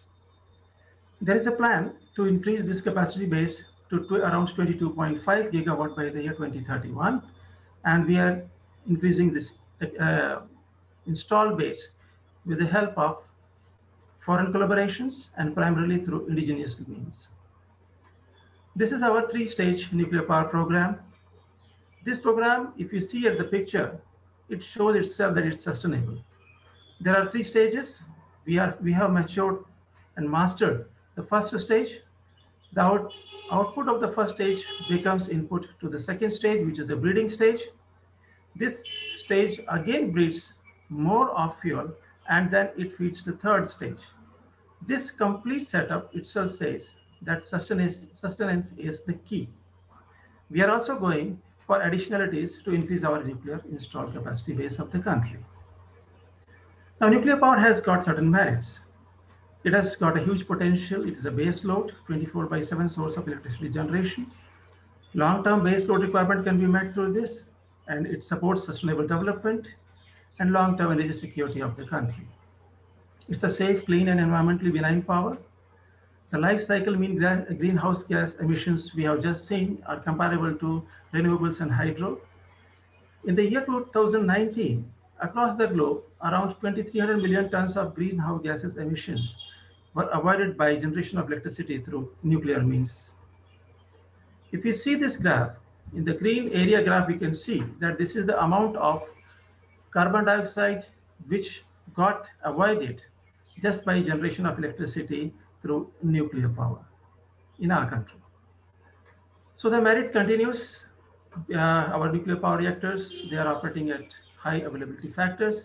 We have several records at our lab. The one Kaiga Unit 1 continuous operation of 962 days. It stands second in the world now. Tarapur 1 and 2 are the world's oldest operating units, completed 50 years of safe and reliable operation.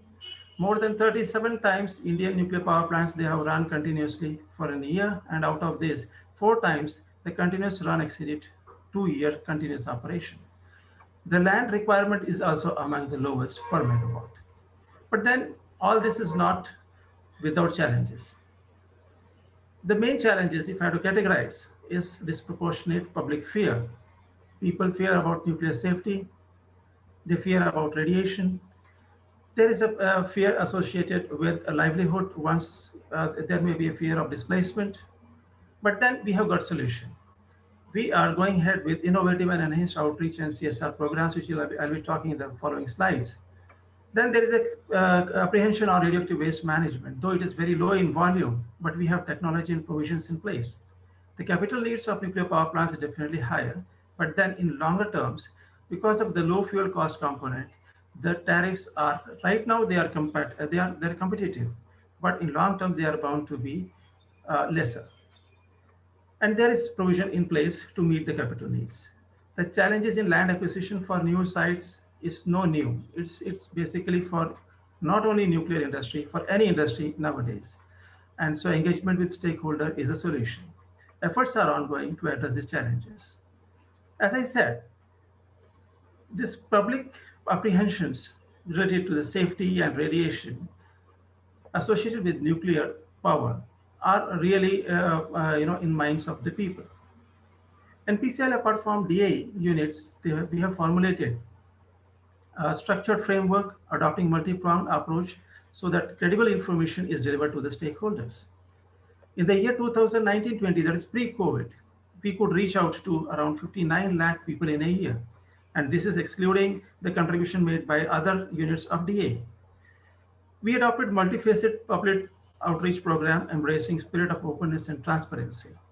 We have reached people through interactions, electronic print media publications, lectures, seminars. We have been screening films, documentaries. Then we are talking and sharing our fact things with the opinion makers, educationists, and these are a list of some of the things which are listed here.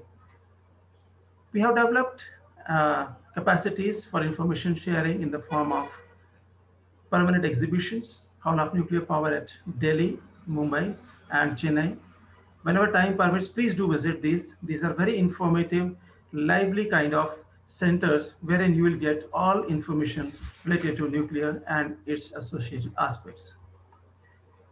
When we talk about an industry, what we believe in is, as NPCIL as a unit, we believe in social inclusion. Our obligation to society is there. We as a responsible organization care for our esteemed neighborhood which are living around our projects and stations. Our belief is in building community partnership for overall development of the society. And that is how we have been focusing on 5 different areas: healthcare, infrastructure, skill development, education, and sanitation.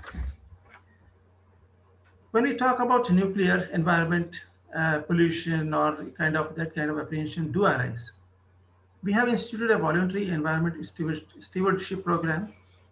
The program focuses on scientific study of biodiversity, particularly the flora and fauna within and around the exclusion zones, and is also promoting habitat conservation and awareness on the importance of healthy environment. We are associated with BNHS, IBCN, nature clubs for the cause. Some popular initiatives are bird studies, bird marathons, garden for butterflies, turtle conservations, etc. If you wish to see nature flourishing, please do visit any nuclear power plant site. You will find enriching flora and fauna, endangered species, and many more to look around in the exclusion zones of our plant boundaries. It goes by the phrase, seeing is believing. Now the way forward. The way forward now here is promotion of clean energy in the country's energy mix, which includes nuclear, provision of carbon credits, where nuclear do deserve carbon credits, enhancing energy efficiency, optimal utilization of resources. The need of the hour is establishing a level playing field in energy markets, which drives investment in future clean energy, where nuclear energy is treated on equal terms with other low carbon technologies and recognized for its value in reliable, robust, low carbon energy mix. Ensuring harmonized regulatory processes in order to provide a more internationally consistent, efficient regime is required. Creating an effective safety paradigm, focusing on genuine public well-being, where the health, environmental, and safety benefits of nuclear are better understood and valued when compared with other energy sources. I would like to conclude, rather to begin with this slide. There is a picture wherein it says that there is a gentleman smoking all around, looking at the red bulb and the display X-ray. Probably, he might have, during his childhood, maybe through his friends or neighbors, he might have heard that X-rays are really unhealthy. They are deterioration, causing health deterioration results because of X-ray exposures. But probably he has forgotten that whenever he opens a cigarette box, there is an 85% coverage of a visual. There is a text written that smoking kills, but then he doesn't bother about it. It is important for all of us to understand, is it our society? Are we the people as general public are getting probably ignorant or maybe an incomplete information on a subject and then driving our thought across? Is it not time for all of us to become ambassador to the right information, to the factual information, that it must go to all stakeholders, and all of them, let them contribute to the development of the nation? Friends, using this platform, I must say that we have seen through different public hearings, Mr. Sudesh Sharma was along with me, we have seen thousands and thousands of such public demanding clarity on the subject. My request is, please let us put together the factual information to the public and contribute to the development of the nation. Thank you. Thank you so much, sir, for sharing your valuable insights. Please accept as we present to you a small memento as a token of appreciation. Thank you, ma'am. I suppose I kept my time. It was a bit hasty, but I think I could convey some information to the audience. Thank you very much. Thank you, sir. It was very informative. Rightly quoted by Oliver White, commitment without understanding is a liability. It is indeed an honor and privilege to welcome Mr. Jaiprakash Bhatia, Vice President, Vardhaman Oswal Group, Ludhiana. Mr. Bhatia will address us on environmental control in textile industry. Bhatia ji is BTech in textile technology and has also done his post-graduation in production management. His areas of specialization is in spinning, and he is also a technical expert for ISO certification. We welcome you, sir, and request you to please widen our perspective on the subject.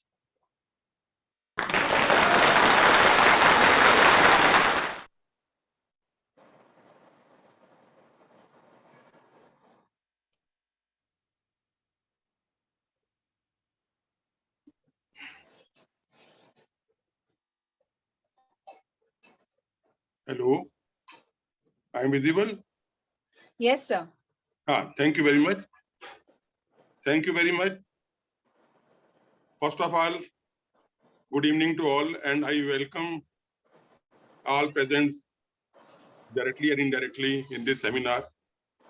First of all, I am thankful to ICS, SJKF Foundation, all associated organizers and persons, distinguished speakers, team of Mumbai office of ICS, and my friend Anand Palji for giving me this opportunity to speak on a very important subject about environment. Everyone knows what is environment, but still we keep on polluting it by one way or the other. As the last speaker was telling about the smoking, yes, it is also a pollution, but now I will be focusing my area on textile industry only.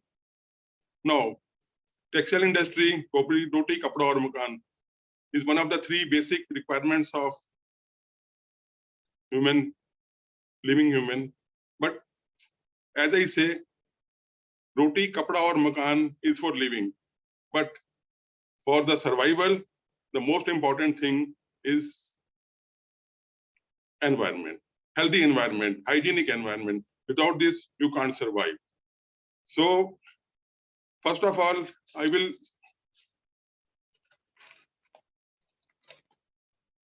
talk about the environment impacts of textile industry. The textile industry is considered as ecologically one of the most polluting industries in the world. The most polluting elements emitted from the textile industry. It affects the environment very badly in the developing countries like India. This condition is more eye-catching. The effluent became source of pollution of the environment. It pollutes the surface and the subsurface water, soil, and air. Nowadays, its proper management and remedial measures like disposal system has become most serious challenges all over the world and in India too. Next. Impacts of textile effluent on environment. Generally, textile industries release a large amount of effluents which contain toxic and hazardous pollutants, degrade the environment very badly. Textile industries effluents also show toxic effects on aquatic macrophytes, and as it is noticed that aquatic microphytes hardly affect 2 days on textile effluent. Now the next is the pollution of soil. Textile effluent pollutes the soil. Soil is the most important medium for growing plant, bushes, crops, etc. The quality of crops depends upon the quality of soil. So we have to save the soil. So when the quality of soil decreases, due to industrial effluent, the amount and quality crops also decrease. Suppose there is a field growing vegetables or any other eatable product, and there is a dyeing process house nearby, and they are discharging their water in the fields, you cannot get a proper and good type of crop there. It is also seen that the lower lands become more polluted than the higher lands because the effluents ultimately deposited in the lower lands. Now, next slide, water pollution. Water pollution is considered to be the biggest environmental threat all over the world. Generally, surface water is used for dyeing, printing, sizing, bleaching, etc. These water mix with river water and the water gets polluted. We have to see to it and save it. Next slide. Some effects of water pollution. Now, the chemical processing in textile is the essential part of textile industry, and most of the affecting processes in the textile industry are sizing, these are wet processing, sizing, bleaching, dyeing, printing, and finishing. And the chemical discharge out of these processes are benzene, cyanide, sulfate, nitrate, phosphate, and lead. Pollutants are resins, fats, waxes, starch, and glucose. wax, grease, soda ash, sodium silicate, sulfides, acetic acid, mordant, starch, gums, mordant acids, starch, salts, finishing agents. All these have very bad effect on health, and the health effects due to all these polluting chemicals and chemical mixed water is carcinogenic, mutagenic, and affects central nervous system. Prolonged exposure will affect kidney and liver and leads to death, eye and respiratory problem, harmful health hazards, suppression of homeological system. Now, in the next slide, you can see how the polluted water of a river, how it is dangerous for the species and for the population there of fishes and other creatures. Next, I will talk about the air pollution due to textile industry. Textile industry produces a lot of air pollution also, especially spinning, where you are spinning cotton fiber and short length fiber, and proper humidity conditions and temperatures are not maintained. Dryness is there. Air pollution is going to be there due to the fly generated, that is very dust-like fibers floating in the air. Air pollution caused by the textile industry is also a major cause of concern. Boilers, thermopack, and diesel generators produce pollutants that are released into the air. The pollutants generated include suspended particulate matter, SPM, sulfur dioxide, gas oxide of nitrogen gas, etc. Like we have to see that if the smoke is coming out of a generator or any other furnace and all that, if it is not properly executed, it will create pollution at the ground level. Next is the categories of air pollution. Air pollution is categorized by the emissions. It can be carbon dioxide, aerosol fumes or gases, toxic gases, smoke, and dust.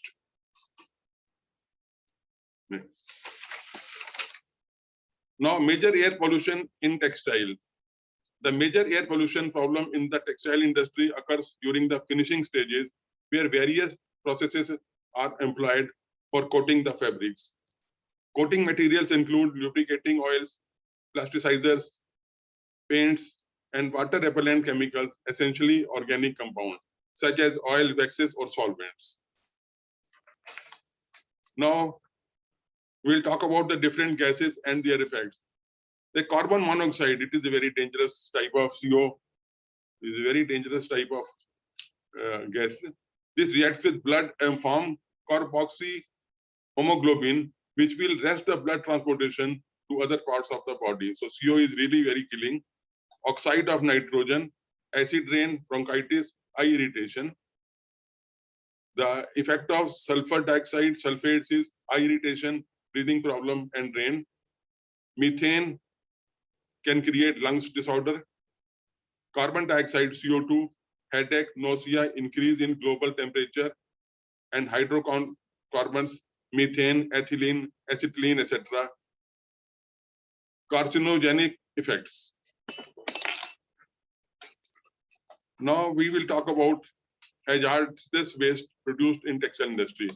Textile industry produces a lot of waste because the process is so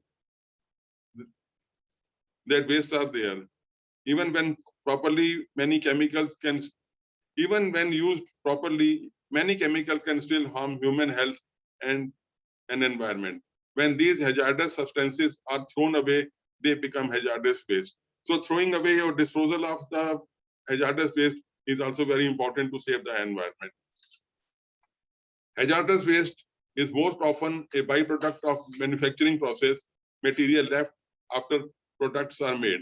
Hazardous waste come from various processes, include such hazardous waste as waste cloths, old batteries, empty paint thinner, bottles and cans, used cotton waste, fly waste, fiber waste, bobbins, plastic bobbins, carriers, and other such items. Regardless of the sources Unless the dispose of hazardous waste properly, it can create health risks for people and damage the environment. How can hazardous waste affect us? When hazardous waste are released in the air, water, or on the land, they can spread contaminated even more of the environment and posing greater threats to our health. For example, when rain falls on soil at a waste site, it can carry hazardous waste deeper into the ground and the underlying groundwater. If a very small amount of hazardous substance is released carefully and with after treatment, it may become diluted to the point where it will not cause injury. A hazardous substance can cause injury or death to a person, plant, or animal. Now, there are various impacts of the solid waste environment. Waste breaks down in landfills to form methane, a potent greenhouse gas. Change in climate and destruction of ozone layer due to waste biodegradable. Littering due to waste pollutions, illegal dumping cause leaching, a process by which solid waste enter soil and groundwater and contaminating them.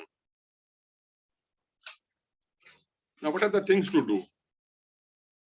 To reduce the bad impacts of textile effluent and on environment, for this we have to increase the awareness. Now, awareness is also required to be raised, to be increased. Bad effects of the effluent. Every effluent can be discussed here for this awareness. Penalties and fine imposed by the authorities for not meeting the requirement. So this is a compulsory statutory requirement for things to do. Maintaining government rules and regulations, awareness of rules, acts and regulations for environment. So as my experience is mostly in the textile industry, now the textile industry effluents, the major effluent which is causing the concern is the drainage or the discussion of the effluent water treatment, chemical mixed after dyeing or finishing and these things. So effluent treatment plants is the answer for this. And in spinning department, because of the spinning is also a very important department of the first department or first process of the textile industry.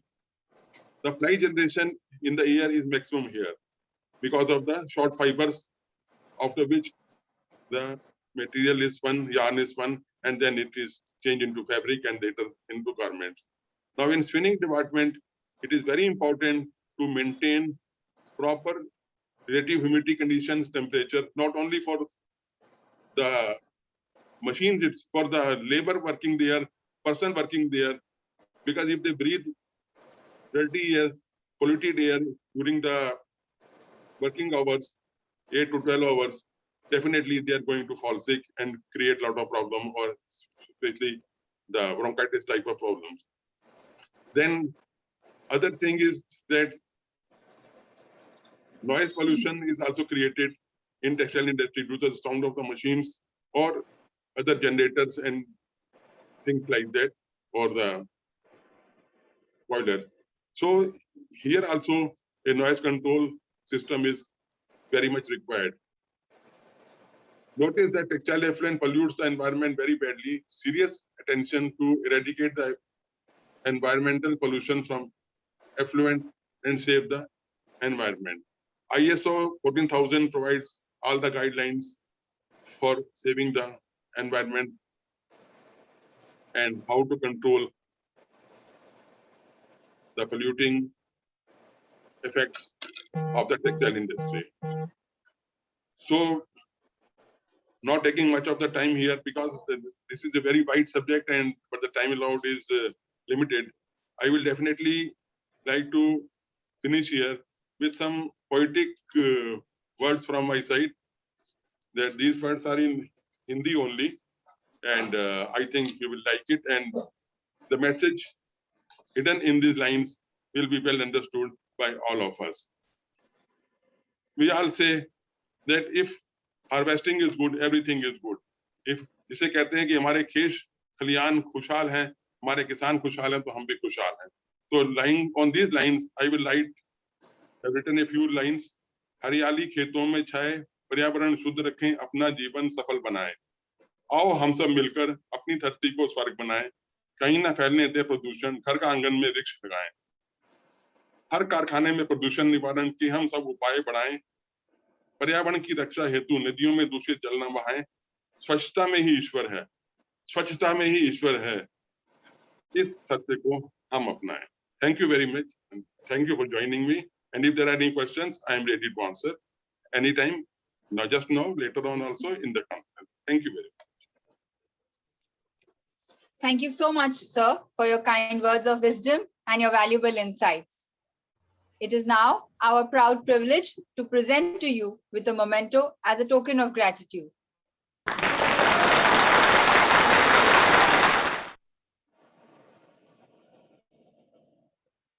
It is now my pleasure to extend a welcome to Mr. Girish Bhide, consultant, trainer, and facilitator. Mr. Bhide will be addressing us on Green Cremation Initiative. Mr. Bhide is a consultant and an implementer at Senior Citizen Sanstha, Santa Cruz West. Bhide ji is MTech Material Science IIT Powai, Mumbai, and is also a lead auditor for ISO 14000 and 45000. His specializations include ISO implementation, facilitation, training, 5S implementation, and manufacturing excellence. Bhide ji is also master trainer for Z certification. We welcome you, sir, and request you to broaden our perspective on the subject.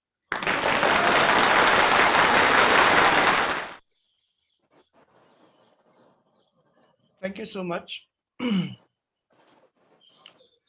Let me go through the. You can see the screen?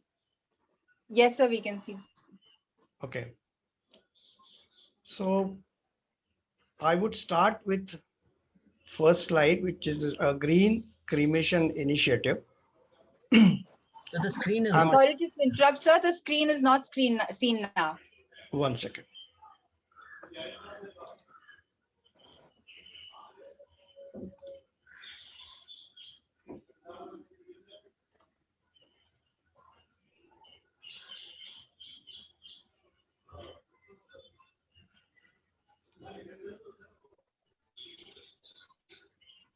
Now? Yes, sir, it is visible now. All right, thank you. I'm presenting on behalf of Senior Citizen Sanstha, Santa Cruz, which is actually an organization of youngsters who are more than 65 years of age.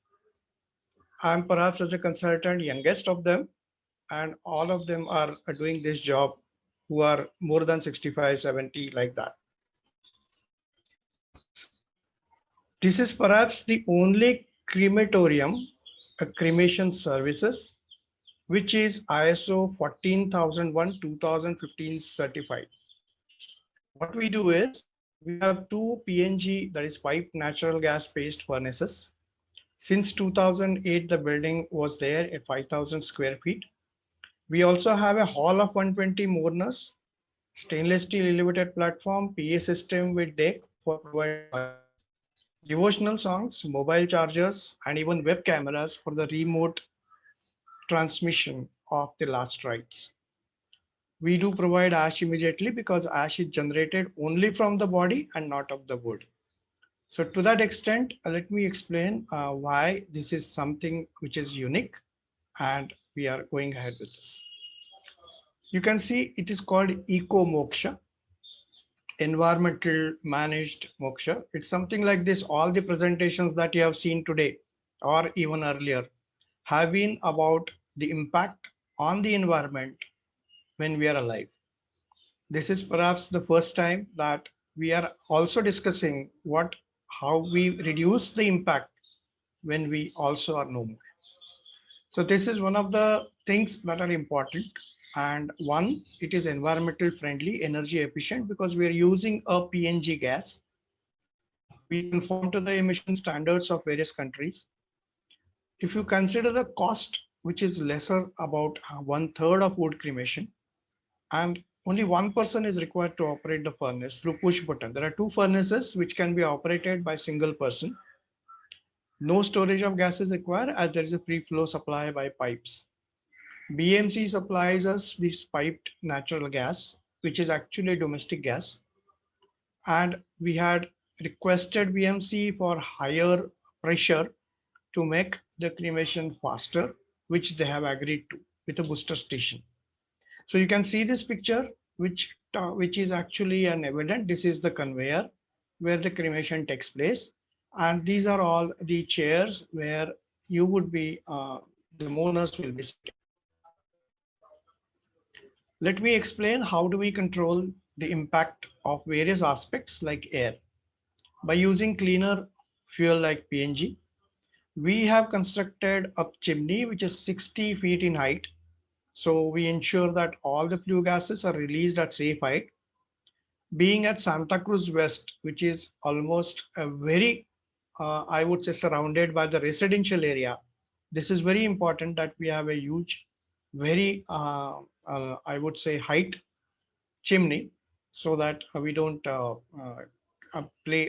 push up a hazard for the surroundings. We use water scrubber to dissolve the acidic gases. The fumes after the furnace are passed through water. Water becomes acidic. We neutralize it and check the pH, making it alkaline before we actually allow it to drain to the normal listing. We also have a precipitator to separate particulate matter before releasing the stack gases. We monitor periodically the stack emissions. There is no burning of cloth, there is no burning of wood is allowed, and therefore it's plainly the gases emitted by burning the body in a furnace. Now you can see some of these certificates. These are here. How do we monitor? We also monitor various gases periodically at the stack emission. We also monitor at the ground level. So there are two aspects to it. What is the gases that we are throwing in the environment, and also how much it is coming down if the heavier gases are there within the surrounding, because it's a residential area. So these two aspects we carefully monitor and thus control the impact of the aspect that is air. As far as the water is concerned, we provide drinking water there with, of course, regular tank cleaning, water quality testing. Scrubber acidic water is neutralized and with alkaline pH before releasing to drain. We also test the drain water to monitor that the pH is alkaline. So these are some of the aspects that we monitor as far as the water is concerned. As far as the soil is concerned, the floor is cemented and tiled. It is with actually marble tile. We do not allow any spillage there. Drain soil also is tested periodically so that we ensure that there is no contamination of the soil around the crematorium. As far as the waste generation is concerned, we do not allow anything to be burned along with the body. No clothes, no wood, very minimal one piece sandalwood just for the sake of faith. No garlands, no flowers. And these flowers or garlands are actually used, which are removed from the body to create a vermicompost. What we do is we maintain a nursery of tulsi plants. Out of these vermicomposting of flowers and garlands removed from the body. And at the end of cremation, the nearest relative is given this kind of a tulsi sapling to be planted or to be taken home in remembrance of the person who was deceased. So there is no wastage at all. There is no contamination at all of the air, soil, as well as water. And of course, minimizing the waste generation. Let's understand how do we do. We always monitor the electricity consumption. The two furnaces are maintained. We have our own maintenance schedule. The nozzle is cleaned so that it is energy efficient We also monitor the gas consumption per cremation. There are certain preventive maintenance schedules would include even the calibration, the operating of the control panels, operating also of the various nozzles and the burners. Then we have specified sanitizers to use to ensure safety of the mourners and as well as the employees who work there. With the COVID, many a times BMC had in past allowed this facility to be used only for cremation of COVID patients. And that is huge responsibility on Samstha to ensure that our employees are safe. We also have tried to reduce cremation time by increasing the PNG pressure to 300 millibar from 100. BMC helped us in booster station, creating this, understanding the urgency, understanding the value addition that we were requesting for, and we are really grateful to them for that. We also maintain identification by color code, storage, and disposal of the ash. So all these are maintained. You could see here how do we store the ash in the metal containers. This is the control panel operating 2 furnaces. And we also have a registration form, a feedback form to maintain and to understand what are the requirements and what improvements we could do. Since there are 2 PNG furnaces, we of course have these fire extinguishers. In addition to that, we have an emergency preparedness plan with a training plan also given. And except for last 20, when there was a pandemic, we were just operating the facility because it was I would say a terrible situation with almost 15 to 16 cremations happening, and it was therefore very difficult time, and by God's grace it has passed to that extent. We also have of course a first aid box, and first aid we also identify near misses with the mourners as well as the employees. Training to the staff is provided in terms of the operations of the furnace, maintenance of the furnace, the system that we follow, as well as awareness to ISO 14001. Idea of having a system is that there are many crematoriums who would be offering such services with diesel, which is highly polluting, with electricity, which may be costlier, but PNG is a cleaner fuel, and therefore we have opted for this, especially when we are amidst the locality, which is Santa Cruz West. Thank you so much. I thought they call it as Jindagi ke baad bhi or Jindagi ke saath bhi. So this is what my presentation is about: caring for the environment, Jindagi ke baad bhi. Thank you so much. Open for Thank you questions. so much, sir. This is truly a great initiative. And thank you so much for your valuable thoughts. It would be a great pleasure to present to you with a small memento as a token of gratitude. Thank you.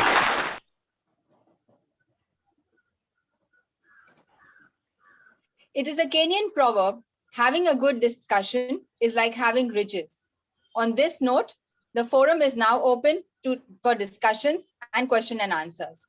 The esteemed members of the panel are Dr. Sundar Kataria, Mr. K.P. Niyati, Mr. Yogesh Chandekar, Professor Krishna Dave, Mr. Umed Yadav, Mr. Jay Prakash Bhatia, Mr. Girish Vide, and Mr. Afzal Hassan, who I would request to moderate the session.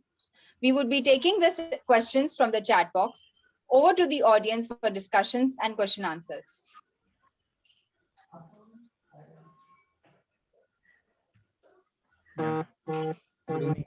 Speakers, and now the forum is open for the discussions. All delegates, they can raise their questions.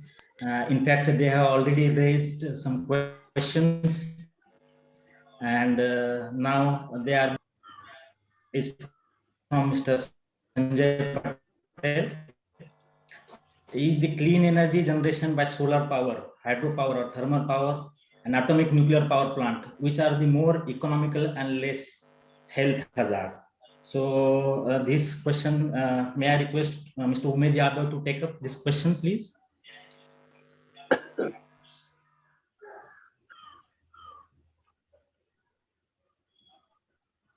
Mr. Umed Yadav? Yeah, am I audible? Yes, please. Yes, sir. Yes, you are audible. See, as far as nuclear power is concerned, Sorry, sir. Sorry to interrupt. I request all the panelists to please put on your video, sir.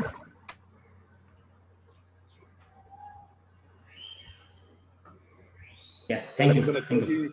Power generation के solar power use करो और पानी से Okay, as far as nuclear power is concerned, it's a base load electricity generating source, and it is having cost competitiveness with its similar technologies. As far as solar and hydro is concerned, or maybe wind power is concerned, in terms of renewables, of course, they are now competing to these base load stations as well. What is required necessarily here is that the nuclear power, being a clean and green power, needs to be given due carbon credits. Of course, it appears to be on a higher side in the beginning, though it is comparable to thermal power. In longer terms, if we see, the nuclear power tariffs are bound to go down and they will be cheaper. Yeah, thank you. Thank you for your answer, sir. The next question is, may I have the next question, please? Now, this question is for Nyati sir. As explained, told by him, he is not present in this session, but these questions definitely will we have noted down, and we will get it clarified from him by the email, and will be shared to you all.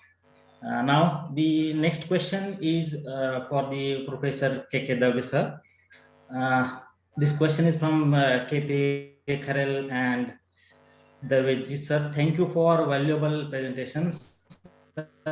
In your experience, how far environmental accounting, including annual report presentation, is feasible or applicable in case of small scale industries, since this category covers a large percentage in our country, and I think even in India and the abroad country like Nepal? 100% I do agree with you, and it should, like all small scale industries should be covered. But what is happening now, like through the recent report, 1,000 listed companies only are mandatory to disclose their reports, but government have not taken any steps for the small scale industries. Yes, that has to be counted for, because again, they are more responsible for spreading the pollution. So I think so that should be counted, but still there is no plan of government from government side to. Yeah, there are regulatory bodies like pollution control, state pollution control bodies there. They are regulating them, but I don't think so. I don't want to blame anybody, but in the system there are corruptions, there are many things. So the controlling factors, we are not at much that level where we can control them. But I think so. At this stage, only 1,000 listed companies are allowable to to publish their reports, and the rest others are not included.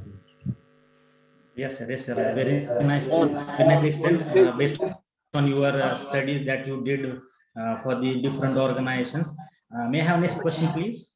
Yeah, can I add to this? Yes, sir. Yes, sir. Yes, sir. Please, sir. Yeah. Yes, sir. I Dr. just wanted to know, a corporate, a big corporate, and a SME, how you can have the same protocol, same requirement to be followed, and where their income is maybe 1 or 2 crore per annum, maybe less than that, 50 lakhs. How they can afford to do such a elaborate studies and. Yes, you are rightly said. You rightly said, because in small sector, in small sectors, like they have difficulties. Like if government emphasize them to set up effluent treatment plant, that cost, that become very costly for them. So you are rightly said, but like collective efforts may be taken care of that. Suppose like a group of small scale industries are there, and like they are in a line or they are in the same industrial area, then where Udaipur Chamber of Commerce and Industry are doing same kind of practice. They have setting up waste treatment plant or everything. So in this collective efforts, like small scale industries, maybe in this way they may be controlled for this environmental purpose in this way. Yes, sir. Yes, sir. Thank you. Thank you. Thank you. Now the next question is to Mr. Umed Yadav. This question is from Mr. Anand Pal Singh. Understand environmental accounting is under Ministry of Environment. How and who is responsible of getting the environment accounting? I think this question should have been to Mr. Professor Dave. And the second part of question is and how would you like to know how one can see this report and where? Okay. Professor Dave, sir, please. Okay. I have already explained annual report of every company is there. So you may go through it and you will find in the notes on accounts or somewhere else, like everywhere it is mentioned. So annual report is the only source where you can get all the information. And through the website also, through the website of the company, you will get the information. How it is correct or, how much they are disclosing correctly, that is again a question mark, but, we should rely on that. And transparency is, if we expect from Indian corporate, I don't think so that much transparency is there. But if you talk about European countries and you talk about USA, they people are honest disclosing each and everything. But somehow, like Indian, there is again a question mark. I don't know. Correct. So you mean to say that this is an open domain. This environmental report is in open domain, and everyone can see on their website. Yes. Thank you, sir. Next question, please. Now, this question is Mr. J.P. Bhatia. What best environmental management practices are being adopted in the textile industries in India, and what are the major challenges? Bhatia, sir. Yes, that's a very good question. Challenges are definitely there because we have, even if the companies and the organizations adopt the system, it is very difficult sometimes to get it implemented through the workforce and educate them. So the education to the town people on the workforce, that is very important. And from the management side, now as the science is developing and the latest things are available, now canopy for noise pollution must be on the generators. Right type of humidity, humidification, temperature are to be maintained in the production sheds. And most important, which is the most hazardous waste, is the chemical mixed waters. This has to be treated through effluent plants. And most of the companies are coming with effluent plants also. And there can be a centralized effluent plant also in the area where all the dyeing units or finishing units, where the wet processing units can be clubbed together and can have a very effectively used a common effluent plant, and the water released from the effluent plant is pure and free from the effluents which are harmful. Yes, sir, rightly said. But the next part of the question is, what are the major challenges are that major challenges? Are there any challenges that you feel for implementation of the practices? I started to think the challenges, the training to every employee of the company working on the shop floor is very important. These are things because they normally don't adopt the right practices even when they are implemented, and suppose most of the workforce are habitual of eating pan, jarda, and they split here and there and they cause. And so this type of education is also required to the down the line. And most other challenges, you can say that the weather is changing very often. It's throughout the year. So it becomes very necessary to maintain the right type of temperature inside the factory areas, production halls, humidity conditions, and temperature. And these are the challenges, and more we can. Rightly said. The human beings are the most important, the challenge that everybody or every industry feel. Now, may I have next question, please? Now this question is for Mr. Girish Bide. What is the kind of carbon footprint saving when you compare wood versus electric methods used for the cremation? Versus gas. Not really work for. We would like to, but not yet work for. We have not estimated what would be the carbon footprint that will be saving. But definitely you feel that the carbon footprint saving is much more absolutely than... yes, it would be. I mean, compared to electric as well as the wood, I mean, you know that how much wood that we have to burn one body, and how much time it takes to create a tree to generate that much of wood. So we will definitely work on that. This is a good question, and this is more for our own study, and we could make a benchmark out of it. See, the best part here is we don't have any benchmark as of today. I don't think many of the crematoriums are ISO 14001 certified. So what are the gases? What are the stack gases? And what standards to be used? Maybe we could create our own benchmark and then publish it after some time. Okay, thank you. But thank you. Good initiative taken. The next question again to Mr. KP Nethi. As explained earlier, we will get back to you with his answers. Now this question is for Mr. Professor K.K. Dave. Can we emphasize government with reducing packaging cost of the manufacturing? Related to FMCG, no? It is related to FMCG, no? Yes. Like Amazon recently have introduced a packaging system which is eco-friendly. So in this way, like government may impose, still government policies sometimes ban the plastic, and it is normally in fine the society are utilizing this one. So again, how much, like if we talk about government, how much serious government about this, like banning of such kind of packaging. But like companies itself, like Amazon, if we talk about, they have recently developed and they declared themselves that till 2030, they will be, the packaging will be free of pollution. So this kind of initiatives should be taken from the companies itself, I think. So companies should take initiatives for the customers and for the clients. Then only that will be, I think, so packaging will be cheaper. Thank you, sir, for this answer to this question was from Mr. K.K. Chaturvedi. Now this question is for Mr. Umesh Yadav from Professor Sudesh Sharma.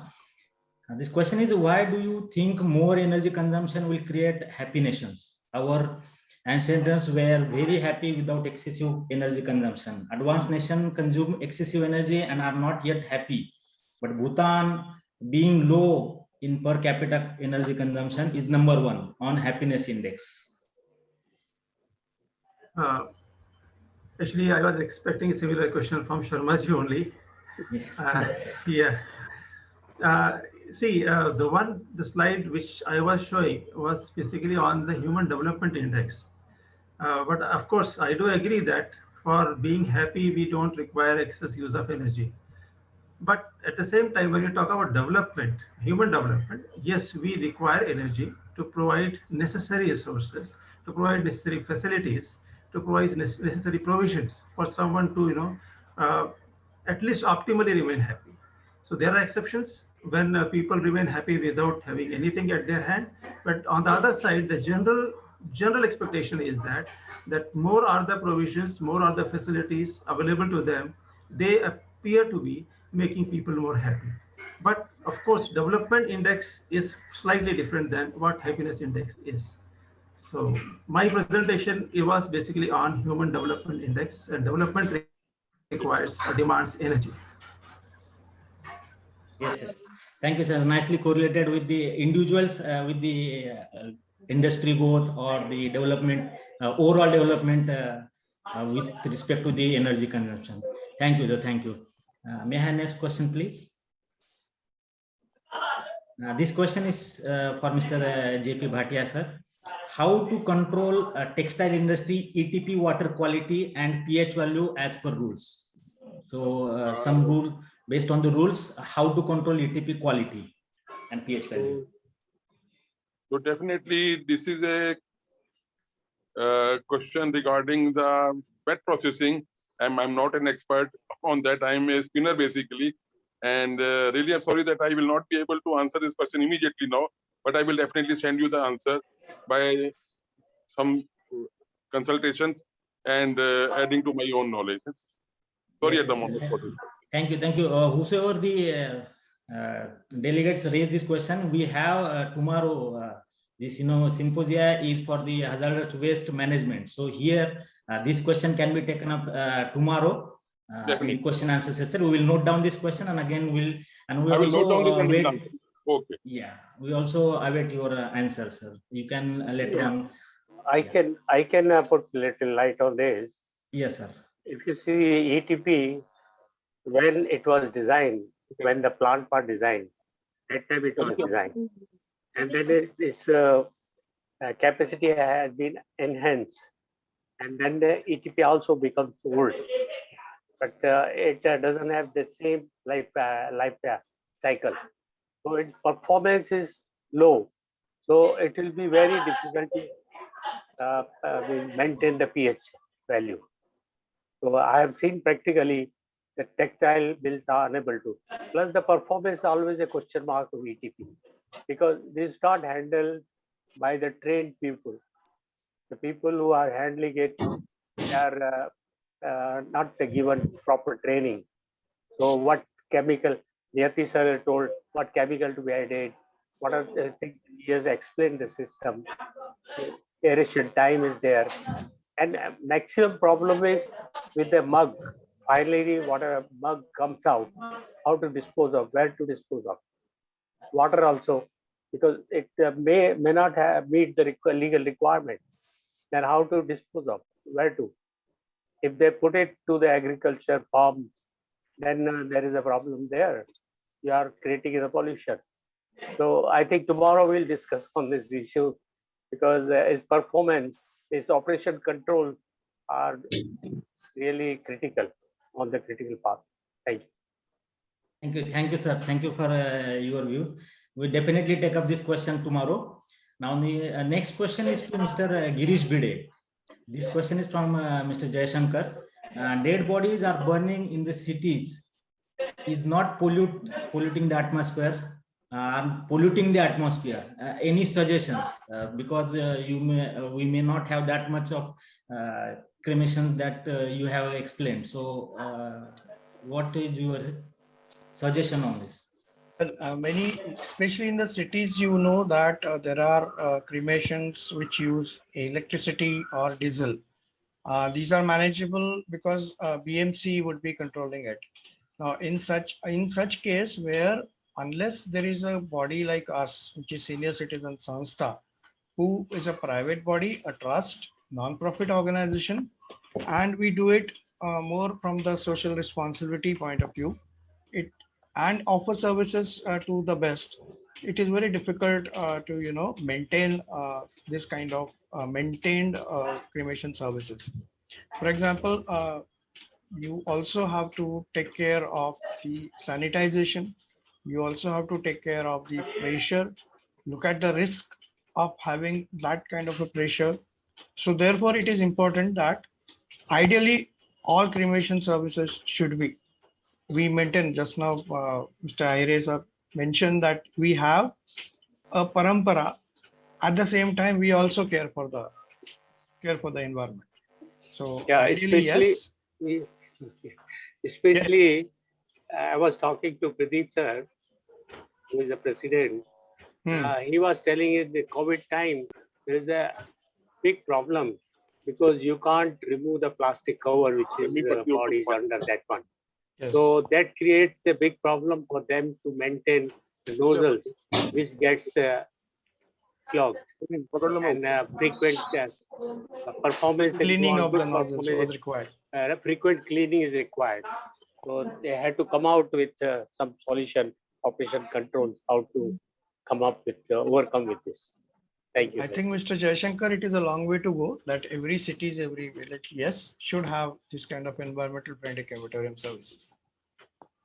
Thank you, sir, Bide sir and Kataria sir, for throwing light on this. Now, the Next question is for Professor K.K. Dave from Dilip Negi sir. The question is, when Uttarakhand government negotiates green bonus with central government, it gives annual flow value of rupees 3,88,000 per square hectare. However, contrary to it, after forest fire, it values loss due to fire is at the rate of 3,000 per square hectare. Is there any some standard guidelines to do such valuation for the government agencies? I don't think so. Such guidelines are there, and I'm not aware about it. Sorry for that, but such kind of guidelines are, I don't think so, are there for the evaluation of this kind of things. Okay, so it's purely government decisions to. Yes. It depends on bureaucrats and all agencies related to it. I don't think so. Any kind of guidelines are there, as per my best of knowledge. Thank you, sir. The next question, may I have the next question? This question is for Mr. Umed Yadav. What are the major achievements till date and future plans to meet the demand of sustainable green transport network? I'm afraid probably I may not be the right person to answer this. Sustainable green transport network is basically not our area as such, but yes, this is one of the mitigation strategies which government is thinking of. Probably another expert may be able to answer better way. It may be the generation of electricity by the nuclear power plant, and then that electricity can be used. Yes, probably. See, electricity generated from nuclear power plant, we call it as clean and green energy. Electricity used for any purpose, not necessarily sustainable green transport network, is definitely going to benefit the environment as such, and it's going to contribute to the sustainable development. Yeah, but presently we have the CNG stations for the vehicles. So can it be treated as a sustainable green transport network? Probably not very sure. Okay. Thank you, sir, for the answer. May I have the next question? This question is to Mr. JP Bhatia. This question is from Mr. Sunil Datar. What is the status of wastewater treatment in textile sector as a whole India, national scenario of the wastewater treatment in textile sector? Sir, as I have told you earlier, I have noted the question and will answer this by email because immediately there is no data available with me for this type of information. So please wait for a day and I will be sending you the question answer by email only. Yes, sir. Well taken, sir. I have noted down. Yeah, I have noted down. Yeah. Thank you, sir. The next question is to Mr. Girish Bide. How much cost to setting up cremation unit on metro, like southern part? Any metro in India, what could be the cost? Well, you've seen the photographs. It could be 3 to 5 crores. 3 to 5 crores per unit. Yes. Not that much cost. Thank you, sir. You have been there since the idea of the cremation unit, and today also you are also aware about the operation cost. So this question is rightly put up to you. The next question is to Professor K.K. Dave from Professor Sudesh Sharma. The question is, those companies that make only partial disclosures on environmental matrices, is there a reward or a reprimand system for good compliances and the bad compliances respectively? Market decides itself first, because market is there who will give you rewards, no? And definitely, like pollution control board and everything, they are forcing you to compliance each and everything. What are the for the sustainable environment is required, but reward is market. Capital market will give you the rewards. If you are utilizing sustainable environment or putting efforts for development of this environmental safety, then market gives you the rewards. I think so. That is the best answer. Sir, is there any provision or is there any cross-checking against this environmental report given by any company by the government officials? SEBI forced you to like now from 2022 onwards, BRSR, when the business report and sustainability report has to be like they have to mention from 2022 onwards. Earlier it was BRR, business report, to be disclosed. So there is no such kind of, like they have to just disclose, but from, if you talk about reward or any kind of, nothing is there. Thank you. Thank you, sir, for the answer to this question. May I have the next question, please? This question is to Mr. Umed Yadav. What are the main challenges in terms of SHQ, safety, health, environment, and quality regarding the nuclear power plants or generation of the... The nuclear power technology is a high-end technology. Our reactors are state-of-the-art reactors with multiple safety barriers. A lot of qualification procedures are followed. We have got a very highly qualified manpower, which are licensed to a very hectic procedure. We have got a multi-tier regulatory system in place. So as far as safety is concerned, one should not have a doubt. We have, as I mentioned in my slides as well, that around 560 plus reactor years of impeccable safety record we have. As far as health is concerned, the health hazard due to nuclear power operation in terms of conventional pollutant is nil. As far as radiation is concerned, the radiation releases are well within the limits, and they are fraction of what are allowed. And you will be surprised to know that it is so low that a small variation of a person's movement from one place to another place, maybe one city to another city, is much more than that. So if time permits, I will be able to share about on radiation some 3-4 slides if time permits. As far as environment is concerned, I have mentioned it's a clean and green source of energy because we are not polluting the environment through any conventional pollutants. At the same time, all the releases in terms of radioactivity are well within the limits, and we are basically managing them at our own sites. The quality is, of course, not at all compromised, and that is how the performance is. It is getting reflected in terms of the quality performance of our nuclear power plants, wherein they are running at high availability factors, high plant load factors. They are running continuously for years together. I hope this answers the query.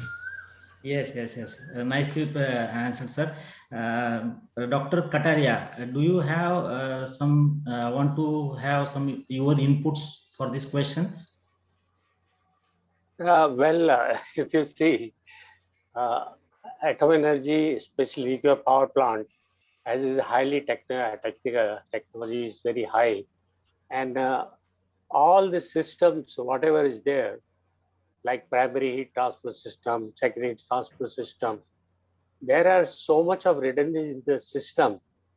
For like fueling machine, online fueling machine, it has powered with 5 different sources: hydraulic system, pneumatic system, electrical, and low voltage.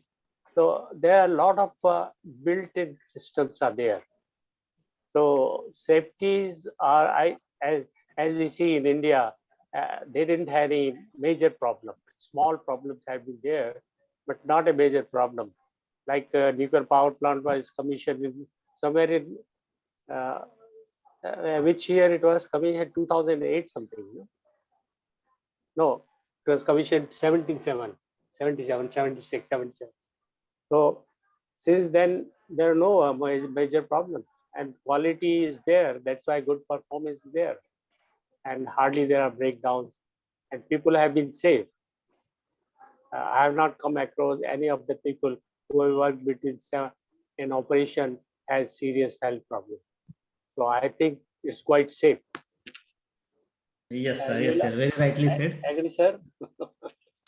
Yeah. Thank you, Umed sir and Kataria sir for answering this question. Very important question. Yeah. Now Even next question. I had a chance to work in Tarapur during shutdown. I knew how much training I had to undergo before entering the plant, because it was a highly active plant. Thank you. Yeah. Perhaps this could be the last question because we are running out of time. This question is to Mr. JP Bhatia. Considering all the industries in India, what is the percentage of pollution by textile industry in terms of water and air pollution? It depends on the sector to sector and area to area. I can't give you a specific figure right now, but definitely I have noted this question also, and all the three questions which are very valuable and very good questions, I will be answering by email by tomorrow. Definitely. Okay, thank you, sir. We have thank you for the question session. Due to the time constraint, we have to stop here. And we thank you for the delegates for actively participating in the question answer session. And now I hand it over to Arya ji for further proceedings. Thank you so much to all our esteemed panel members who have addressed to the queries of our guests, delegates, and students. I would now like to call upon Mr. Yogesh Chandekar, General Manager Certification, International Certification Services Private Limited. His qualifications include BE Mechanical, Diploma in Business Management, and Advanced Diploma in Industrial Safety. Yogesh ji specializes in Management System Certification, Third-Party Inspection, and Plant Safety Audit. I would now request Yogesh ji to take us through the recap of today's session.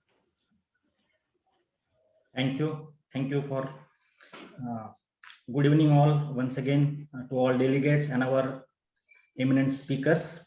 The four of this conclave is at the fag end.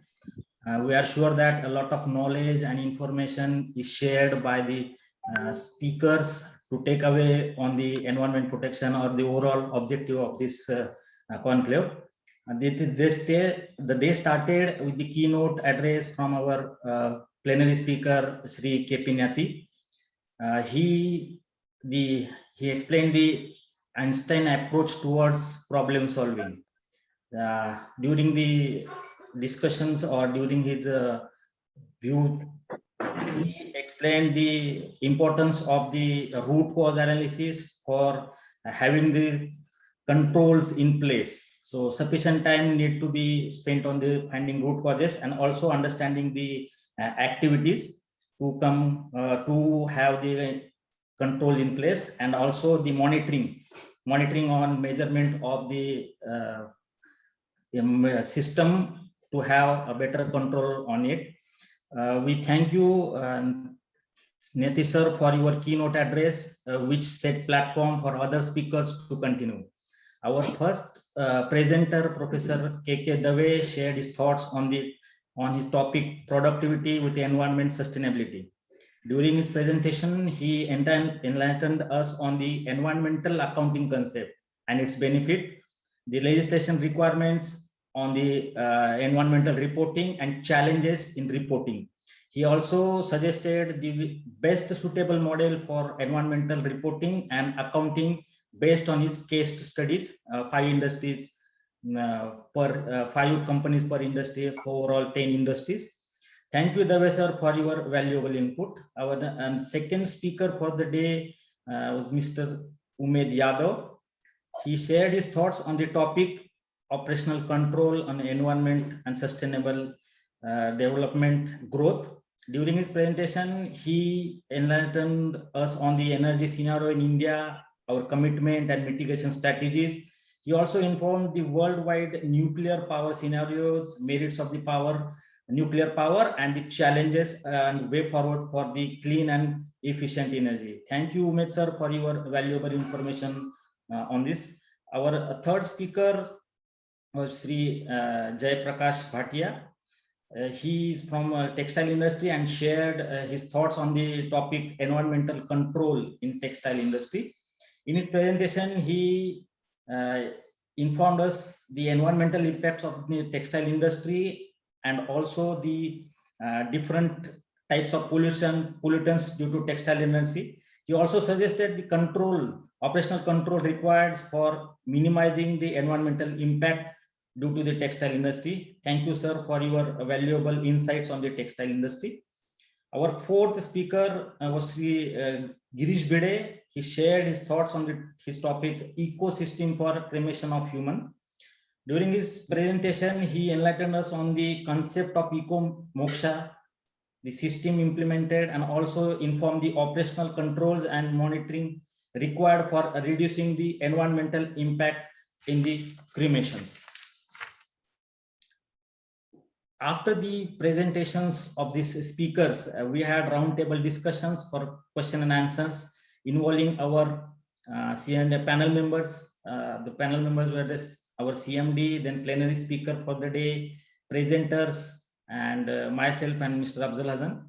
This session was open for all delegates, inviting them to have interaction with the speakers and with their get clarification on their questions. The specific questions to the concerned speaker and the prompt response from the speaker helped to attempting more questions in allowable time, but still we feel short of time. Special thanks to the speakers for making this question and answer session more meaningful, and also thanks for the delegates for their active participation in the question and answer session. Once again, thank you all for the speaker for your valuable presentation, and delegates for their patience in listening and actively participation in the discussion on the question and answer session. That's all from my side. And now I will hand it over to Arya for further proceedings. Thank you. Thank you so much, Yogesh, for taking us through the entire session. Now comes the most awaited part of the session, the quiz time. Before we go further, let me congratulate the winners of yesterday's quiz and the poem competition. The winners of, congratulations to the quiz winners, Mr. Dinesh Solapurkar, Pradeep Sutaula, Vinod Kevat, Seema Kuthari, and Rishabh Rajesh.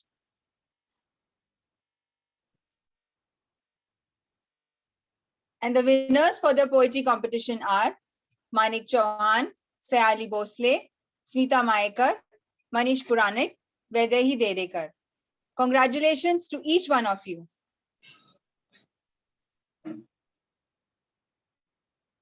We will now present you through the demo quiz, wherein you will get accustomed to how to go about this. Here we see 4 questions displayed on the screen, each with 4 options of answers. We need to answer all 4 questions together in the chat box. The format of answering is displayed below on the screen. As you can see, the first 2 formats are wrong and the format 3, 4, 5 are correct. Please answer the questions as displayed in the format 3, 4, and 5. The first 5 correct answers will be awarded ₹1,000 each. So here we go. The time shall start the moment the questions are displayed and the first 5 correct answers will be awarded. Can we have the questions, please?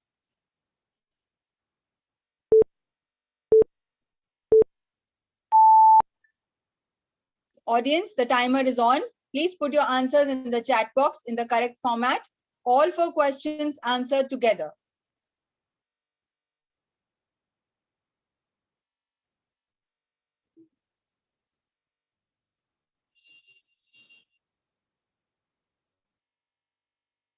Results shall be displayed once a stop appears in the chat box by the administrator. Question answer session है, इसका award देंगे. हाँ नाम आए थे, वो daily का है ना, ये 3,000 दे रहे हैं तुमको को. नहीं मेरे को नहीं, जो क्वेश्चन पूछे जिन्होंने सही आंसर, तो 5 सही आंसर पहले आए, जो भी होगा चलो.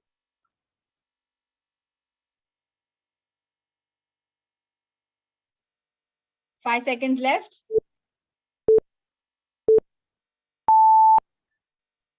Okay, the administrator has said stop. The correct answers are displayed on the screen. If you are in the 5 correct answers, please add your name and contact detail in the chat box. The winner of the quiz will be announced in tomorrow's session.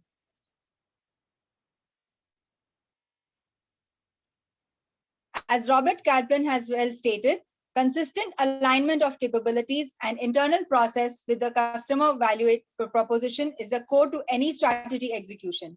At this note, we have now reached the end of day 4. We hope today's session has broadened our perspective and given each one of us an immense knowledgeable takeaway. Let me remind you all, tomorrow is a Scroven competition, so please explore your creative front and upload it in the login.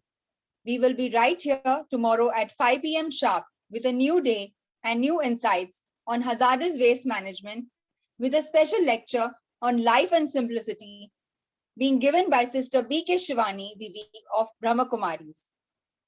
A big thank you to all present here this evening and giving us your valuable time.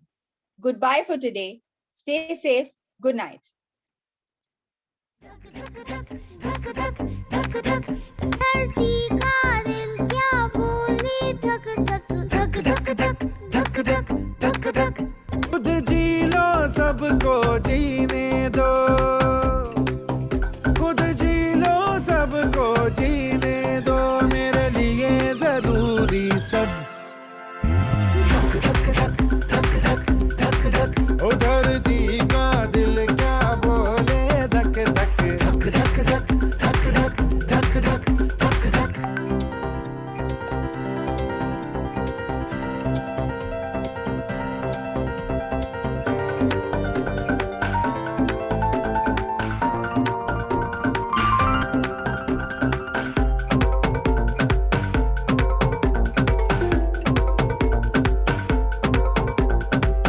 चींटी हो या आती हो सब मेरे जीवन साथी हो अंबर चिड़िया पानी मछली बातें यही दोहराती हो घास फूस या फूल और तितली जंगल नदिया और पर्वत बोल रहे हैं मिलकर सारे ओ बोल रहे हैं मिलकर सारे ये और वो और सब धक धक धक धक धक धक धक धरती का दिल क्या बोले धक धक धक धक धक धक धक धक धक धक धक